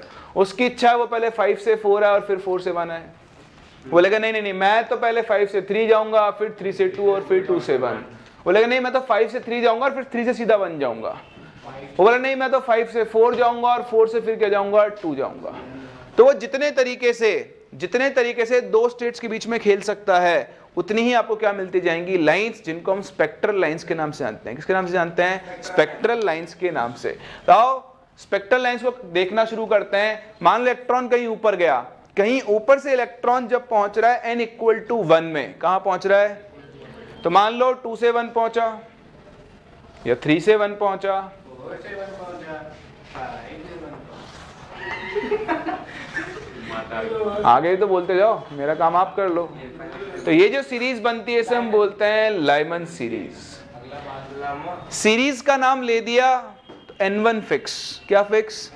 यानी लोअर स्टेट। तो लाइमन के लिए N1 की वैल्यू कितनी हो गई? 1, और N2 कितना हो जाएगा? 2 3 4 अप टू इनफाइनाइट कुछ भी। फिर 1 के बाद इलेक्ट्रॉन 3 से 2 आ सकता है, 4 से 2 आ सकता है, 5 से 2 आ सकता है, 6 से 2 आ सकता है, या किसी भी हायर स्टेट से 2 पर आ सकता है। ये बनी बामर सीरीज। तो बामर सीरीज के लिए N1 कितना हो गया? 2, और N2 की वैल्यू कितनी हो गई? 3 4 5 अप टू इनफाइनाइट। इसके बाद इलेक्ट्रॉन 4 से 3, 5 से 3, 6 से 3, 7 से 3, या किसी भी हायर स्टेट से 3 आ सकता है। इसको हम बोलते हैं पाश्चन सीरीज। मेरे साथ साथ लिखना शुरू करते हैं, आप समझने में कुछ नहीं बचा है इसके अंदर। N1 इज 3, N2 की वैल्यू 4 5 6 अप टू इनफाइनाइट। इसके बाद इलेक्ट्रॉन 5 से 4, 6 से 4, 7 से 4, या किसी भी स्टेट से 4 आ सकता है। ये आपके पास बनती है ब्रैकेट सीरीज। यहां पर N1 की वैल्यू हो जाएगी 4 और N2 की वैल्यू 5 6 7 अप टू इनफाइनाइट चलती रहेगी। इसी तरह इलेक्ट्रॉन आपका 5 से 6, 6 से 5, 7 से 5, 8 से 5, या हायर स्टेट से 5, इसको हम बोलते हैं फंड सीरीज।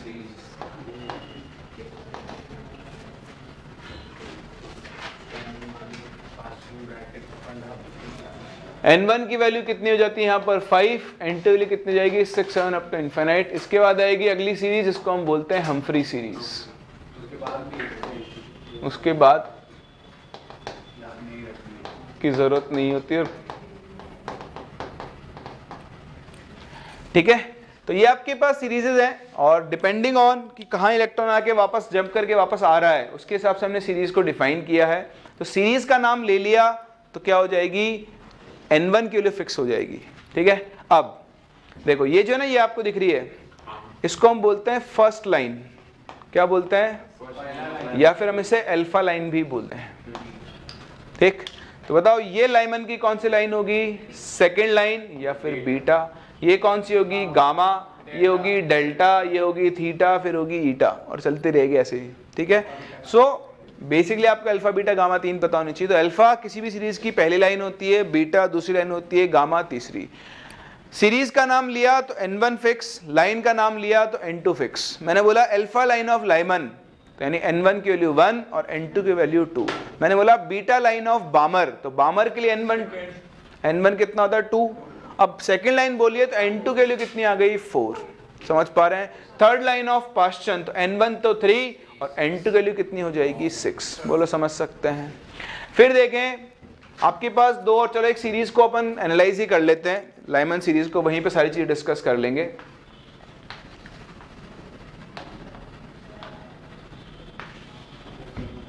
तो देखिए first alpha line, alpha line यानी फर्स्ट लाइन के लिए n1 कितना हो जाएगा 1 और n2 कितना हो जाएगा 2। सही है? तो रिडबर्ग्स फॉर्मूला लगाओ, बताओ 1 upon lambda alpha will be equal to rz square into 1 upon 1 square minus 1 upon 2 square। यहां से आप लेमडा अल्फा निकाल लो, आ जाएगा 4/3 rz square। नहीं याद वाद कुछ नहीं रखना, वैल्यूज पुट कर देना, निकाल लेना अपने आप। चलिए सेकेंड लाइन इसकी बीटा लाइन, बताओ बीटा लाइन के लिए n1 तो अब भी फिक्स रहेगा 1, लाइमन है। बीटा लाइन यानी सेकेंड लाइन यानी n2 की वैल्यू कितनी हो गई 3। यहां से आप लेमडा बीटा निकाल सकते हो, कितना आ जाएगा 9/8 rz स्क्वायर। कर सकते हैं? थर्ड, ये इंपॉर्टेंट है, इस पे ध्यान देना, इसे हम बोलते हैं लॉन्गेस्ट वेवलेंथ। ठीक है? लॉन्गेस्ट वेवलेंथ या फिर लॉन्गेस्ट लाइन यानी लेमडा मैक्सिमम होना चाहिए इसका। अब देखो आप सभी जानते हो कि एनर्जी गैप जो होता है वो hc बाय लेमडा के इक्वल है। तो अगर आपको लेमडा मैक्सिमम चाहिए तो एनर्जी गैप क्या होना चाहिए मिनिमम। तो लाइमन के लिए देखो ये पहला गैप, दूसरा गैप और बड़ा, तीसरा और, चौथा और, पांच और बढ़ता जा रहा है। तो मिनिमम एनर्जी गैप कौन सा होगा? तो यहां पर आपको लेमडा मैक्स के लिए डेल्टा ई मिनिमम चाहिए और डेल्टा ई मिनिमम होगा 2 से 1 वाला। अरे तो अल्फा लाइन ही बन गई। इसका मतलब जो लेमडा मैक्स है वो लेमडा अल्फा के ही बराबर होगा और कितना होगा 4/3 rz स्क्वायर। बोलो समझ में आ रहा है? तो कुछ ही याद नहीं रखना, आपको किसी सीरीज की लॉन्गेस्ट वेवलेंथ चाहिए, मिनिमम एनर्जी गैप देख लो। फिर देखो fourth shortest wavelength, shortest line बोल दो या फिर शॉर्टेस्ट वेवलेंथ बोल दो, ठीक है? या फिर हम इसे एक और नाम से बोलते हैं, बताऊंगा। तो बताओ शॉर्टेस्ट वेवलेंथ चाहिए आपको, तो डेल्टा ई की वैल्यू क्या हो जाएगी? वही hc अपॉन लेमडा। इस बार लेमडा मिनिमम चाहिए, बताओ एनर्जी गैप क्या होना चाहिए? मैक्सिमम। तो लाइमन के लिए मैक्सिमम एनर्जी गैप कौन सा है? 1 से इनफाइनाइट है। तो बताओ 1 से इनफाइनाइट है तो n1 की वैल्यू कितनी हो गई 1 और n2 की वैल्यू कितनी हो गई इनफाइनाइट। तो बताओ 1 upon lambda minimum will be equal to rz square into 1 upon 1 square minus 1 upon infinity square। तो 0। तो बताओ लेमडा मिनिमम किसके इक्वल आ गया? rz square. वेरी गुड, मैं चेक कर रहा था आप ध्यान दे रहे हो नहीं दे रहे हो। दूसरी चीज पे आप ध्यान दें, जो इंपॉर्टेंट चीज है, जब आप शॉर्टेस्ट लाइन देख रहे हो तो लाइमन सीरीज खत्म हो गई है 1 से इनफाइनाइट, इसलिए इस लाइन को हम लोग सीरीज लिमिट के नाम से भी जानते हैं। क्या बोलते हैं? Series limit. तो आपको इसमें कुछ याद नहीं रखना है, आपको ये पता होना चाहिए कि मिनिमम मैक्सिमम के लिए क्या क्राइटेरिया है। जैसे मैं आपसे बोलूं ब्रैकेट सीरीज की सीरीज लिमिट, तो ब्रैकेट सीरीज के लिए n1 कितना होगा 4 और इसकी लास्ट लाइन कौन सी होगी? इनफाइनाइट वाली। तो वही क्या होगी? इसकी सीरीज लिमिट होगी, वही इसकी शॉर्टेस्ट वेवलेंथ होगी। लॉन्गेस्ट वेवलेंथ ब्रैकेट के लिए क्या होगी? 5 से 4। कहां से होगी? 5 से 4 होगी। बोलो कर सकते हैं? तो ये आपके पास अलग अलग सीरीजेज हैं जो हाइड्रोजन एटम के अंदर बनती है और इस तरह से हम रिडबर्ग फार्मूला को यूज करके इनकी वेवलेंथ कैलकुलेट कर सकते हैं। चलिए कॉपी करें इसको भी आप।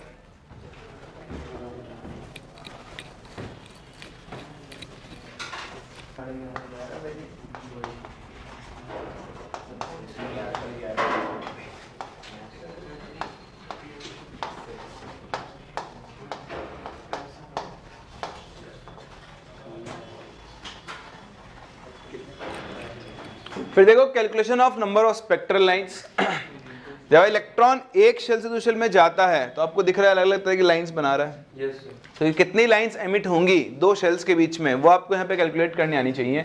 तो मान लो एक शेल है आपके पास N2 और दूसरा शेल है N1, ठीक। इसमें जब पहला फॉर्मूला बनता है that is for maximum number of lines. जब इलेक्ट्रॉन N2 से N1 आ रहा है तो उसका एक बहुत सिंपल सा फॉर्मूला बनता है, दैट इज आपको याद भी होगा N2 minus N1 into N2 minus N1 plus 1/2, ठीक। इसी के अंदर दूसरा फॉर्मूला बनता है, अगर आपको एक स्पेसिफिक सीरीज की लाइन निकालनी है, lines of a specific series, तो उसका फॉर्मूला बनता है N2 minus ground state of that series. तो जिस सीरीज की आपको लाइन निकालनी है उसका ग्राउंड स्टेट देख लो। जैसे मान लो N2 की वैल्यू है 6 और N1 की वैल्यू है 2, तो 6 से 2 आने में मैक्सिमम नंबर ऑफ लाइंस कितनी होंगी, तो वो तो होंगी 6 minus 2 into 6 minus 2 plus 1/2, that is 10। Yes sir. है ना। तो ये 10 लाइंस जो होंगी 6 से 5 4 3, तो बड़ा ही आसान है। पहले सारी लाइन दो पैनल ही बना लो, तो 6 से 2 आ सकता है, 5 से 2, 4 से 2, 3 से 2, 6 से 3 आ सकता है, 5 से 3, 4 से 3, 6 से 4, 5 से 4, 6 से 5। तो गिन लो कितनी लाइन हो गई, 4 3 6 एंड 3 10 हो गई हैं। उसके बाद क्या होगा, अगर आपको मान लो लाइमन की लाइंस निकालनी है, तो लाइमन की लाइंस कहाँ पे खत्म होती है, N1 इक्वल टू 1 पर। तो देखो 1 पे कितनी खत्म हो रही है, 1 2 3 4, तो 4 लाइंस लाइमन की हैं।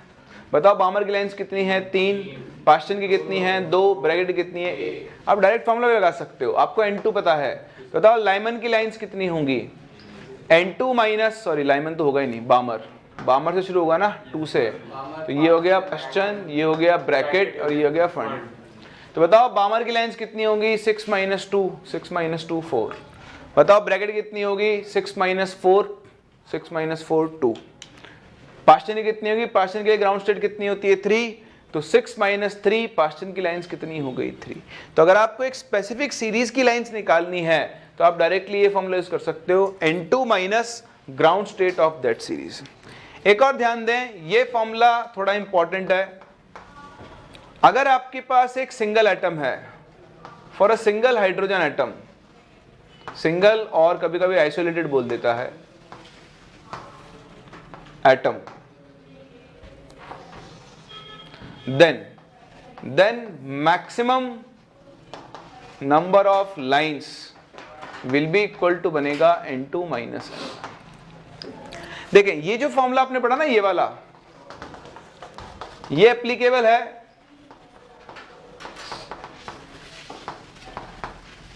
for a sample in which we have large number of atoms। जब आपके पास बहुत सारे एटम्स हैं, तब अगर आपके पास एक एटम है तो एक एटम में एक इलेक्ट्रॉन होगा, और एक इलेक्ट्रॉन जब N2 से N1 आ रहा है, ठीक है, तो वैल्यूज लेता हूं मैं, मान लो 5 से 1 आ रहा है, तो 5 से 1 आने के मैक्सिमम तरीके कितने होंगे, मैक्सिमम, मिनिमम की बात नहीं कर रहे, मिनिमम तो कुछ भी हो सकता है, मैक्सिमम।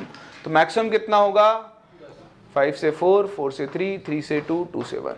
5 से 1 के बीच में मैक्सिमम आने वाली लाइंस कितनी होंगी, 4। इसके अलावा और कोई काउंट करके बता दो, 4 से ज्यादा आ जाए तो, 4 से कम आ सकता है, ज्यादा बता दो कोई और तरीका। मान लो वाला 5 से 3 आया, तो 5 से 3, 3 से 2, 2 से 1। क्या आप मेरी बात समझ पा रहे हो, ठीक है।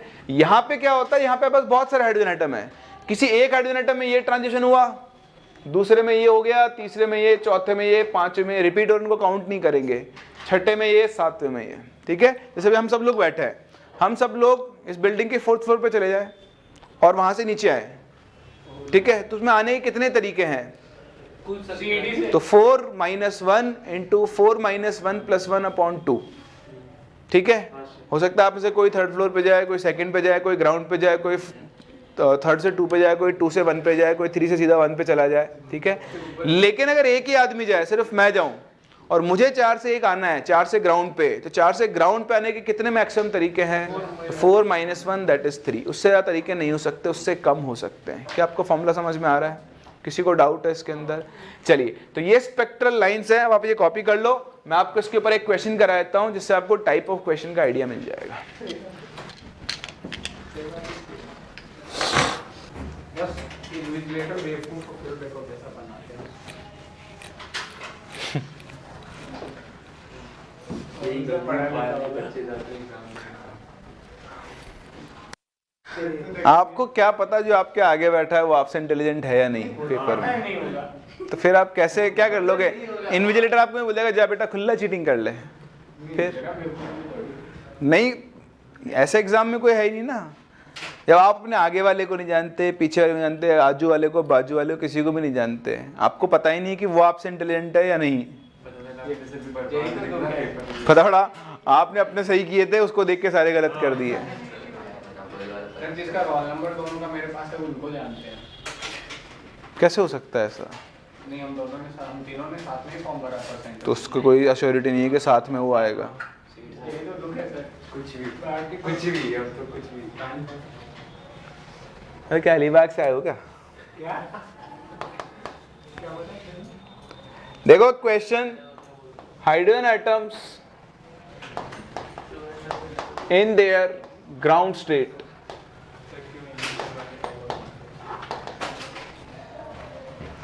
are excited by monochromatic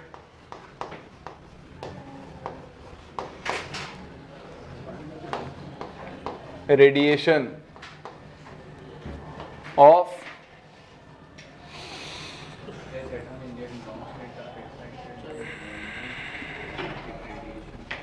radiation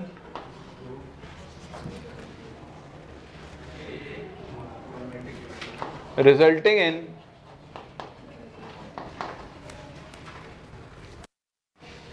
spectrum consisting of 15 different lines. Calculate wavelength of radiation incident.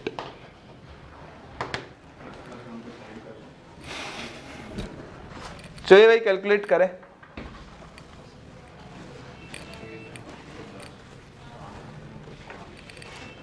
Sir 7 होगा n 7 7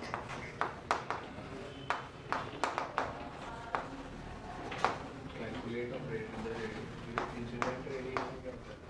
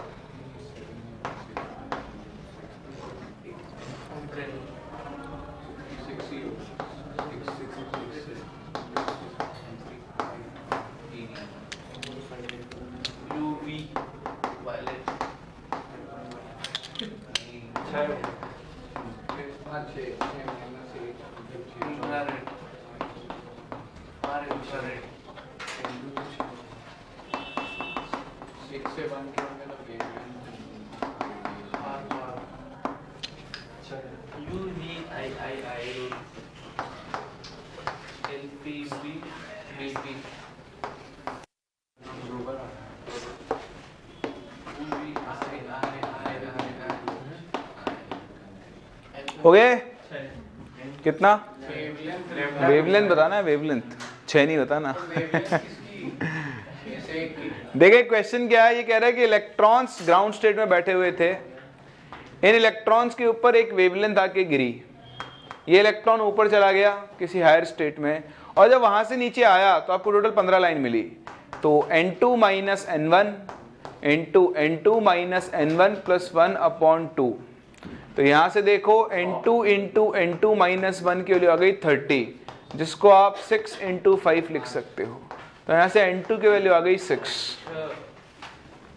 अब अगर n2 6 आ गया तो बताओ 1 upon lambda is equals to r into Z square into 1 upon 1 square minus 1 upon 6 square. यहां से solve कर लो, आपको वेवलेंथ ऑफ रेडिएशन मिल जाएगी। कर सकते हैं। वैसे ये आने वाली वेवलेंथ है, पर ऑब्वियसली यहां से गया होगा तो आने वाली वेवलेंथ भी सेम ही होगी, गैप तो सेम ही है, ठीक है। या फिर आप चाहो तो इन दोनों के बीच का गैप निकाल सकते हो डेल्टा ई, और उसको hc बाय लैम्डा के इक्वल कर सकते हो। एक ही आंसर आने वाला है। बोलो समझ में आ गया क्वेश्चन?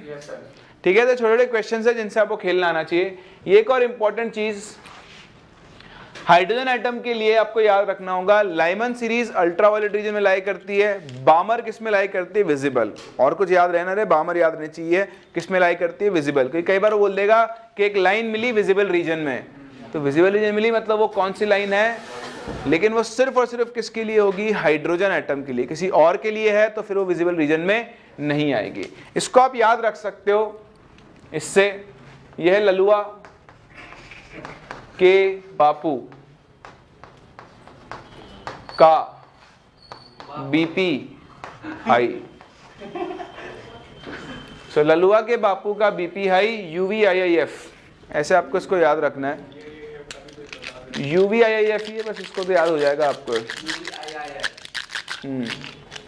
तो U stand for ultraviolet, V stand for visible, उसके बाद सारे क्या हैं आपके इंफ्रारेड के अंदर हैं।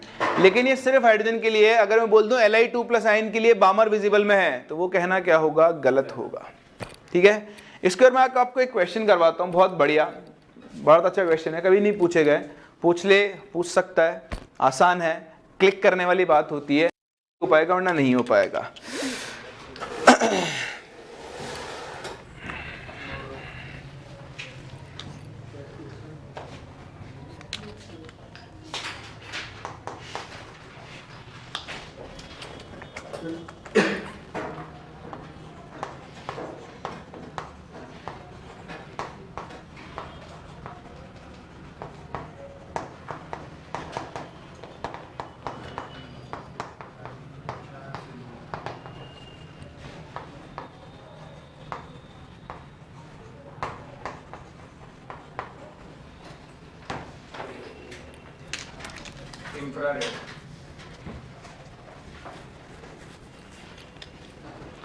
लाइमन कर लेते हैं, चलो, बामर तो बहुत।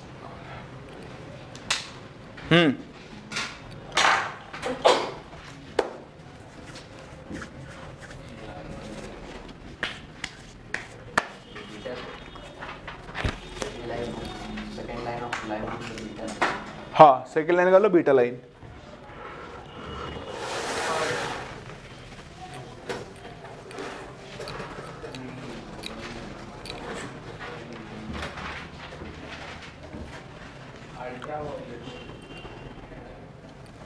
ये हो गया। चलिए देखें, इतना टाइम नहीं है।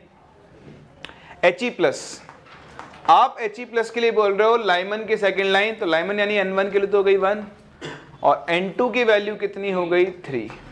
तो इसके लिए रिडबर्ग फॉर्मूला लगाओ, तो बनेगा 1 upon lambda is equals to R into Z square into 1 upon 1 square minus 1 upon 3 square बनेगा। अब आप इसको कन्वर्ट करो हाइड्रोजन में। अगर यही ट्रांजिशन हाइड्रोजन में होता तो क्या होता? तो आप क्या करो, इसको हाइड्रोजन के भाई अगर सेम मतलब same transition same wavelength hydrogen में आती तो कितना ट्रांजिशन होता? तो वेवलेंथ सेम है। हाइड्रोजन के लिए फॉर्मूला लगाओ तो क्या बनेगा? R into 1 square into 1 upon N1 square minus 1 upon N2 square. तो लोचा हो गया है। तो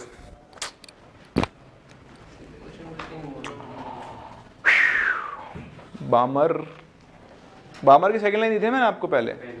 हाँ, तो बामर की सेकंड लाइन ही रखो इसको। चलो, सही है था पहले। इसमें क्या डेटा एडजस्ट करना होता है। तो बामर के लिए N1 कितना हो जाएगा? 2, और N2 कितना हो जाएगा? 4 होगा। तो ये बन जाएगा 1 upon 2 square minus 1 upon 4 square. बोलो सही है। अब अगर मैं इसको हाइड्रोजन में कन्वर्ट करूं तो हाइड्रोजन में Z1 आता है, तो आप क्या करो, इस 2 को अंदर भेज दो। जैसे ही 2 को अंदर भेजोगे बन जाएगा R into 1/1 square minus 1/2 square, है ना, ये 4 है ना, तो 4 से 4 कैंसिल, 4 16 4 टाइम्स कैंसिल। तो अब देखो अगर हाइड्रोजन होता तो हाइड्रोजन में ट्रांजिशन कौन सा होता, 2 से 1 होता, वेवलेंथ सेम आ जाती। बोलो समझ में आ रहा है? तो मैंने हीलियम के ट्रांजिशन को किस में कन्वर्ट कर दिया है, हाइड्रोजन। कभी भी आपसे किसी और एटम के ट्रांजिशन का स्पेक्ट्रम पूछ ले, स्पेक्ट्रम में कौन से रीजन में है, तो उसे हाइड्रोजन में कन्वर्ट कर दो। तो इसके 4 को अंदर भेज के Z1 हो गया अब तो यहाँ पे। तो यही ट्रांजिशन हाइड्रोजन में कौन सा होता है, 2 से 1। 2 से 1 तो किस में आ गया, लाइमन, और लाइमन के लिए किस में लाई करता है, अल्ट्रावायलेट, यानी He+ के लिए बामर की सेकंड लाइन कौन से रीजन में लाई कर रही होगी, अल्ट्रावायलेट रीजन। क्या आप मेरी बात समझ पा रहे हैं? ये क्वेश्चन आपसे फिजिक्स और केमिस्ट्री दोनों के अंदर पूछा जा सकता है, इंपॉर्टेंट है, छोटी सी बात है जो क्लिक करनी चाहिए, बाकी इसमें कैलकुलेशन का और कोई रूल नहीं होता है। कोई डाउट? जैसे मैं आपसे बोलूं कि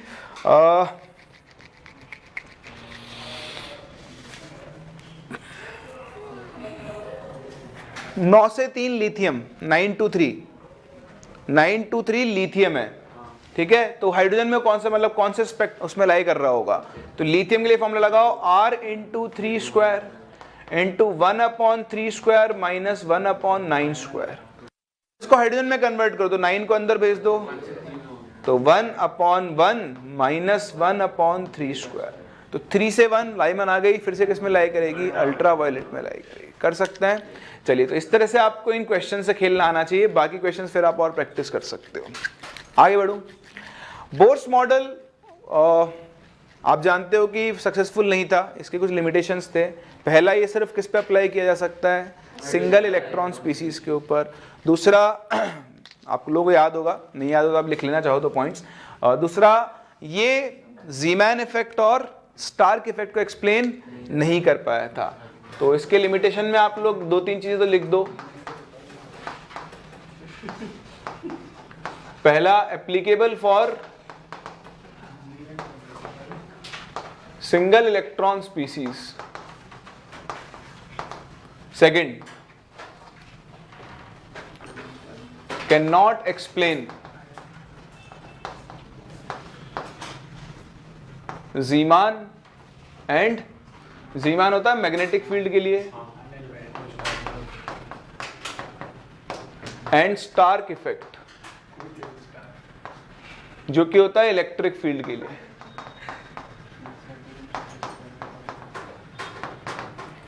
एक्चुअली क्या होता है,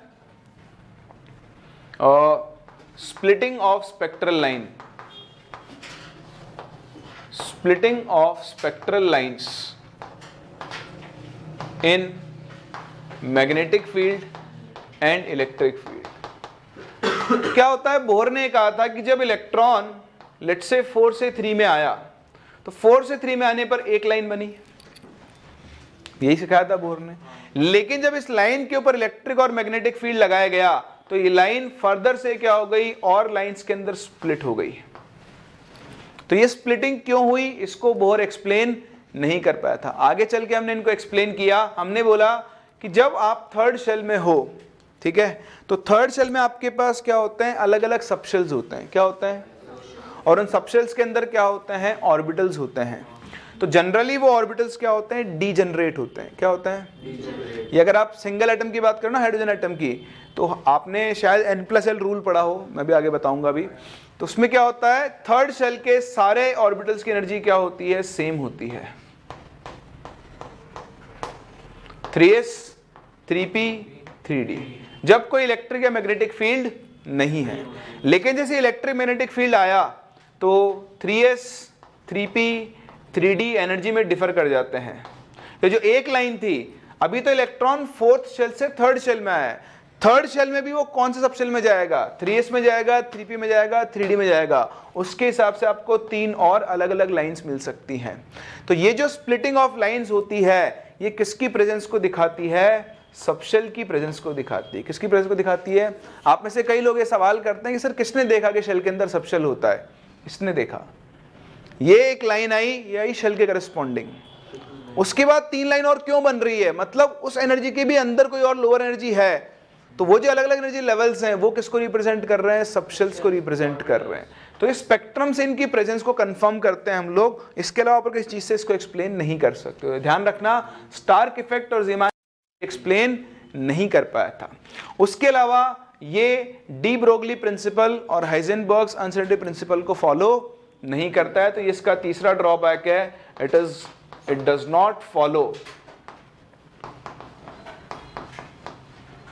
de Broglie concept and Heisenberg's uncertainty principle. तो इन दोनों को ही फॉलो नहीं करता है। समझ पा रहे हैं मेरी बात को?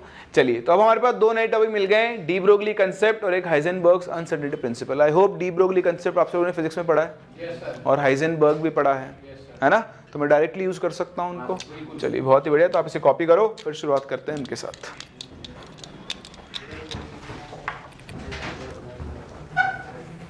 कोई मुझे बताएगा डी ब्रोगली कंसेप्ट क्या होता है, किस चीज को एक्सप्लेन करता है? Very good, wave nature of matter को एक्सप्लेन करता है। तो देखें, डी ब्रोगली कंसेप्ट, वैसे डी ब्रोगली नहीं होता है, ये होता है डिब्रॉय, फ्रेंच वर्ड है। हाँ, अच्छा तुम जकीरा नहीं बुलाते, जकीरा नहीं, बगीरा, बगीरा, सॉरी, शकीरा, फकीरा।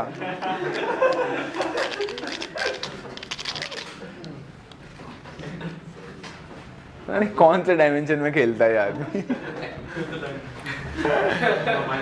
खैर देखें, आप लोगों ने सीखा हुआ है कि लाइट का नेचर कैसा होता है, डुअल। लाइट कभी कभी पार्टिकल की तरह और कभी कभी वेव की तरह। Black body radiation, photo electric effect, यहां पर लाइट पार्टिकल की तरह एक्ट करती है। इंटरफेरेंस, डिफ्रैक्शन, रिफ्लेक्शन, रिफ्रैक्शन, यहां पर लाइट किसकी तरह बिहेव करती है, वेव की तरह। तो डी ब्रोगली बोला कि जैसे लाइट का डुअल नेचर होता है, वैसे ही पार्टिकल का या फिर मटेरियल का या मैटर का भी क्या होता है, डुअल नेचर होता है। वो जनरली तो पार्टिकल की तरह ही काम करती है, लेकिन कुछ स्पेसिफिक फिनोमेना में एक मटेरियल या एक पार्टिकल किसकी तरह काम कर सकता है, एक वेव की तरह बिहेव कर सकता है। तो सबसे पहला तो आप इसका ध्यान रखें कि it explains dual nature of matter, या फिर आप सिंपल शब्दों में पार्टिकल बोल लो। इसने कहा कि किसी भी एक moving with a moving microscopic particle, microscopic मतलब जैसे आप माइक्रोस्कोप से ही देख सकते हो इतना छोटा,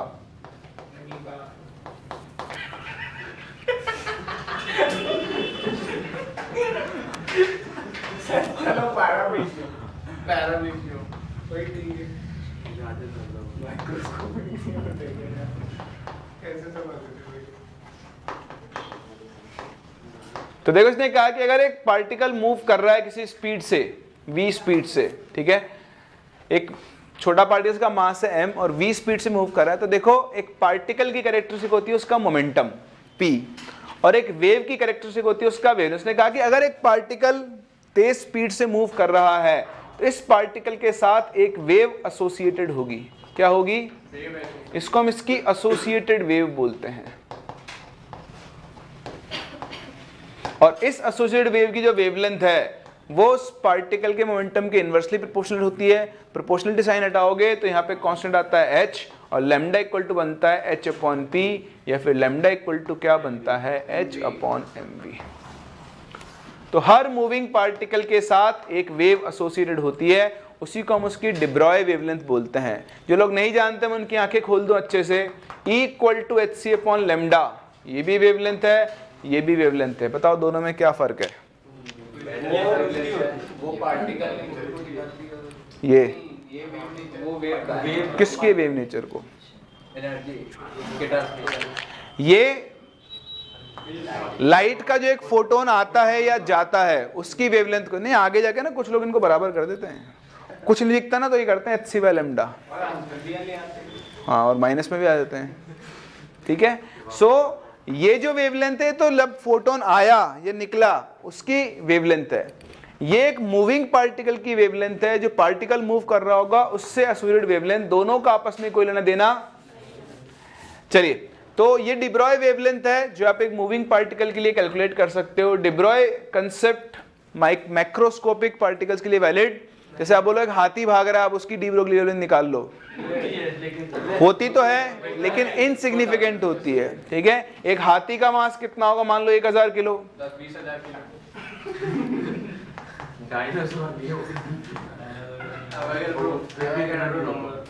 -34 मास हो गया उसका 1000 किलो, यानी 10⁻3 kg, और उसकी स्पीड है मान लो 5 किलोमीटर पर आवर, उसको मीटर पर सेकंड में और बदल लेना, तो जो वैल्यू आएगी वो बहुत छोटी हो जाएगी। तो उससे साथ वेव तो एसोसिएटेड होती है, लेकिन उसकी वैल्यू क्या होती है, इनसिग्निफिकेंट। खैर चलिए, इसको अलग अलग फॉर्म में कन्वर्ट करना होता है, तो ये आप फिजिक्स में बहुत अच्छे सीख चुके होंगे। काइनेटिक एनर्जी का फॉर्मूला क्या होता है, 12mv²। इसको m से मल्टीप्लाई भी कर दो और m से डिवाइड भी कर दो, ये वाला टर्म बन गया p²। So this is p²/2m। यहाँ से p की वैल्यू निकाल लो तो कितना बन जाएगा, √2m/k। इस वैल्यू को यहाँ रख दो तो लैम्डा का आपको एक और फॉर्मूला मिल गया, इधर h/p या फिर h/√2m। तो अगर आपको मूविंग पार्टिकल की काइनेटिक एनर्जी पता है तो आप उसकी वेवलेंथ कैलकुलेट या कंपेयर कर सकते हो। फिर उसके बाद कई बार आपके पास ये फॉर्म काम में आती है कि if a particle is accelerated from rest, rather charged particle, by applying voltage V, then अब देखो आपने फिजिक्स में पढ़ा है, चार्ज पार्टिकल को रेस्ट से एक्सेलरेट करना है तो वोल्टेज लगाना पड़ेगा। तो जो वोल्टेज आपने लगाया वो उसके ऊपर इलेक्ट्रिकल वर्क करेगा Q into V। And according to work energy theorem, change in kinetic energy will be equal to work done by applied potential। तो जो भी उस चार्ज पार्टिकल को काइनेटिक एनर्जी मिलेगी वो उसके चार्ज Q into V के इक्वल होगी। काइनेटिक एनर्जी यहाँ रख दो तो बताओ लैम्डा का फॉर्मूला क्या बन जाएगा, h/√2qVm। और अगर वो चार्ज पार्टिकल इलेक्ट्रॉन है, 150/, तो लैम्डा का डायरेक्ट फॉर्मूला होता है √150/v एंगस्ट्रॉम, जिससे आप 12.25/√v एंगस्ट्रॉम भी लिख सकते हो। तो फिजिक्स के ही फॉर्मूले हैं, सेम है, दोनों जगह काम में आते हैं, ठीक है। इसके ऊपर कई बार क्वेश्चंस बनते हैं। जैसे छोटा सा क्वेश्चन मैं आपसे बोलूं कि आपके पास एक इलेक्ट्रॉन है, एक अल्फा पार्टिकल है और एक प्रोटॉन है, accelerated by same voltage v, बताओ इनकी वेवलेंथ का ऑर्डर क्या होगा।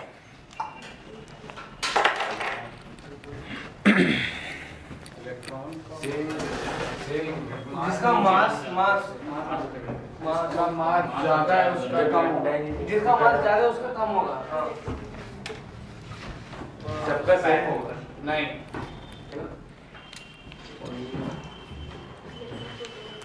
देखो बहुत आसान है, ये जो फॉर्मूला है इसमें चार्ज और मास दोनों आ रहे हैं, वोल्टेज तो सेम है। तो अगर वोल्टेज सेम है तो Q और M, इससे आप देखो तो lambda is inversely proportional to √QM। तो जिसके लिए Q into M का मल्टीप्लिकेशन ज्यादा, उसका वेवलेंथ क्या होगा, कम। जिसके लिए Q और M का मल्टीप्लिकेशन कम, उसका वेवलेंथ क्या होगा, ज्यादा। तो आप देखें इलेक्ट्रॉन का चार्ज तो E, इसका मास कितना होता है, सबसे कम 9.1 into 10⁻31। अल्फा होता है 2He4, He2+ आयन, तो इस पे चार्ज कितना होता है 2E, और इसका मास देखो, मास ऐसे कर लेते हैं, प्रोटॉन का मास या इलेक्ट्रॉन का मास मान लो Me है, इसका चार्ज E है। ये आप सभी जानते हैं प्रोटॉन का mass is almost 1800 times of mass of electron, ठीक है। और जो मास ऑफ अल्फा है that would be 4 times of mass of proton, क्योंकि hydrogen, proton is hydrogen H+, hydrogen का मास 1, हीलियम का कितना होता है 4। तो देखो अल्फा पार्टिकल का मास सबसे ज्यादा है और अल्फा पार्टिकल का चार्ज भी क्या है, इनमें सबसे ज्यादा है। इसके लिए Q into M की वैल्यू सबसे ज्यादा है, इसका मतलब इसकी डी ब्रोगली वेवलेंथ सबसे कम होगी। फिर अगला नंबर किसका आएगा, प्रोटॉन, और सबसे ज्यादा किसकी होगी? इलेक्ट्रॉन की। कर सकते हैं। तो छोटे छोटे क्वेश्चंस हैं जो आपसे डी ब्रोगली कंसेप्ट के ऊपर यहाँ से पूछे जा सकते हैं। कोई बात नहीं, दोबारा लिख लो। फिर देखो उसके बाद सबसे इंपॉर्टेंट जो आपके काम की चीज है, फिजिक्स में शायद आपने पढ़ी हो नहीं पढ़ी हो मुझे नहीं पता, बट ये ज्यादा इंपॉर्टेंट चीज है। That is called, this is called association of de Broglie concept with Bohr's model।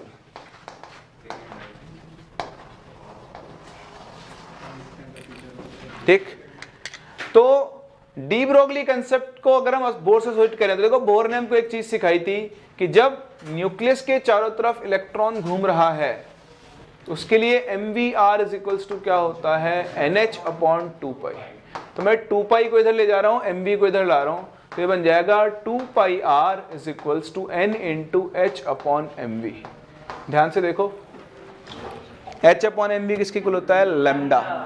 यानी इस घूमते हुए इलेक्ट्रॉन की अगर आप डी ब्रोगली वेवलेंथ निकालो तो बताओ वो किसकी इक्वल होगी? 2πR is equals to n lambda. या फिर आप n की जगह क्या लिख सकते हो? 2πR upon lambda. n आपको नंबर ऑफ शेल भी देगा और यही नंबर ऑफ वेव्स के बराबर भी होगा। ध्यान रखना, number of waves wave number नहीं होता है। Wave number is 1 upon lambda, ये नंबर ऑफ वेव्स है। तो यहां से डी ब्रोगली ने बहुत इंपॉर्टेंट कंक्लूजन निकाला कि बोहर ने क्या कहा था कि यहां पर एक इलेक्ट्रॉन घूम रहा है, मान लो ये सेकंड शेल है या मान लो ये थर्ड शेल है, तो थर्ड शेल में एक इलेक्ट्रॉन घूम रहा है न्यूक्लियस चारों तरफ। तो बोहर ने कहा कि नहीं, इलेक्ट्रॉन नहीं घूम रहा है, न्यूक्लियस के चारों तरफ घूमते हुए इलेक्ट्रॉन का वेव नेचर डोमिनेट करता है। क्या डोमिनेट करता है? तो उसने बोला ये तो था अकॉर्डिंग टू बोहर। अब अगर हम डी ब्रोगली हाइपोथेसिस या उसकी थ्योरी से बात करें तो उसने कहा कि थर्ड शेल में न्यूक्लियस के चारों तरफ इलेक्ट्रॉन कितनी वेव्स फॉर्म कर रहा होगा? 3 वेव्स फॉर्म कर रहा होगा। न्यूक्लियस के चारों तरफ घूमते हुए इलेक्ट्रॉन का कौन सा नेचर डोमिनेट करता है? Wave nature. और जो नंबर ऑफ शेल होता है वो उतनी ही वेव कॉन्स्टिट्यूट करेगा। अगर फोर्थ शेल होता तो नंबर ऑफ वेव्स कितनी होती है? 4। मान लो फिफ्थ शेल है तो फिफ्थ शेल को कैसे रिप्रेजेंट किया जाएगा? 1 2 3 4 5। समझ पा रहे हैं आप इस चीज को? तो ये बहुत इंपॉर्टेंट है। आज के बाद अब जो न्यूक्लियस के तरफ इलेक्ट्रॉन घूम रहा है वो पार्टिकल नहीं है, वो क्या है? वेव है। अगर आप उसको डिफाइन करना है, कुछ भी उसके लिए कैलकुलेट करना है, तो उसके लिए एक मैथमेटिकल फंक्शन डिफाइन करना होगा, जिसे हम लोग वेव फंक्शन बोलते हैं। जैसे y = sin x, ठीक, तो y = sin x एक फंक्शन को रिप्रेजेंट कर रहा है, जिसका आप ग्राफ बनाते हो तो इस तरह साइनसॉइडल कर्व बनता है ना, वेव्स बनती है इसी तरह की। ठीक है, तो घूमते हुए इलेक्ट्रॉन का कौन सा नेचर डोमिनेट करता है? Wave nature. That is wave nature of electron revolving around the nucleus dominates.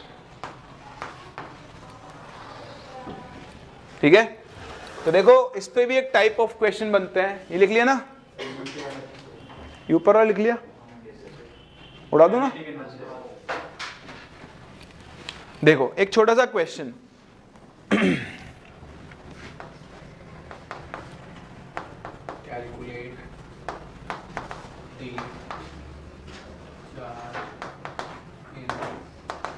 Calculate the change in de Broglie wavelength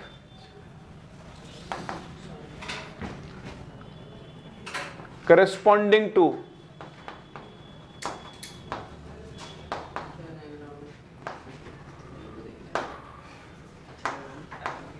second Balmer transition in hydrogen atom in terms of Bohr radius A0।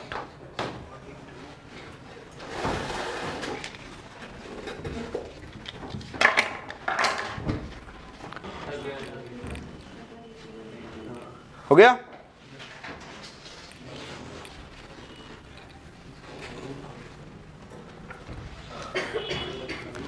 चलिए देखें फिर, ये बहुत आसान है, बस चीजें click करने लगे जाते हैं, कहीं ना कहीं आप गलती कर सकते हो। सेकंड बार्मर ट्रांजिशन का मतलब क्या हो गया, n इक्वल टू 4 से n इक्वल टू 2 आ रहे हो कौन से एटम में, हाइड्रोजन एटम में। बोर रेडियस आप सभी जानते हो A0 जो कि 0.529 एंगस्ट्रॉम होती है, यानी फर्स्ट शेल की रेडियस। आप समझो अगर आपको हाइड्रोजन के फर्स्ट शेल की रेडियस पता है A0, तो सेकंड शेल की रेडियस कितनी होगी 4A0, और फोर्थ शेल की कितनी होगी 16A0, क्योंकि R किसके प्रोपोर्शनल होता है n²/z। बोलो ये बात समझ में आती है, इसमें डाउट है किसी को भी नहीं।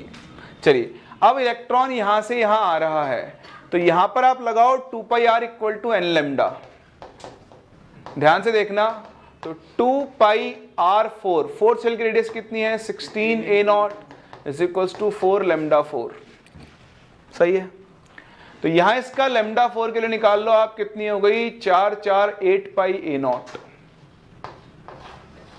इसी तरह जब इलेक्ट्रॉन सेकंड शेल में है तो 2π इंटू r की वैल्यू कितनी हो गई 4A0, this should be equal to 2 lambda 2। यहां से लैम्डा 2 के लिए निकाल लो, आ गई 4πA0।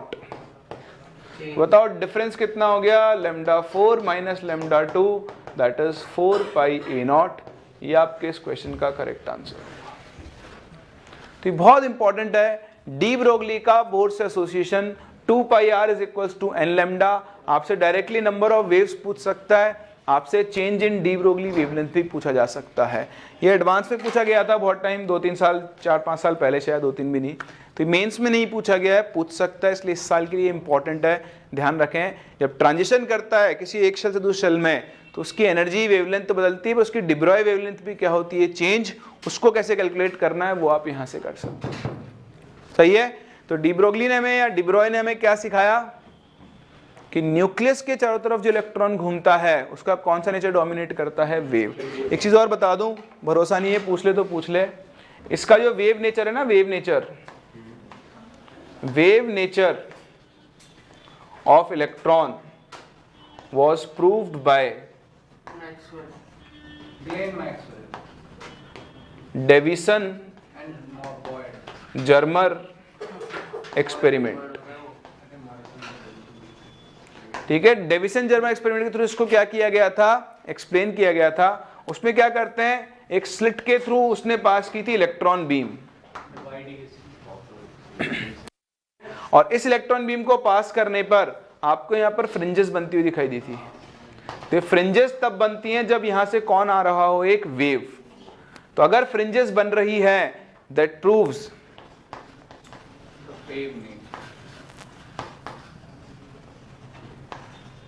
Like wave. इसका मतलब ये जो इलेक्ट्रॉन बीम थी वो यहां पर किसकी तरह काम कर रही थी, एक वेव की तरह काम कर रही थी। तो डी ब्रोगली का हाइपोथेसिस नहीं था, ये प्रॉपर प्रूवन चीज थी। उसने कहा, ये इन्होंने प्रूव किया और कहा कि डी ब्रोगली जो कह रहा है बिल्कुल सही है।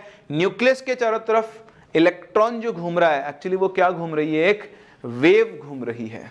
फिर आया श्रोडिंगर, उसने एक और चीज सिखाई, तो वो मैं आपको नेक्स्ट क्लास बताऊंगा। आज अपन यहीं तक कंप्लीट करते हैं।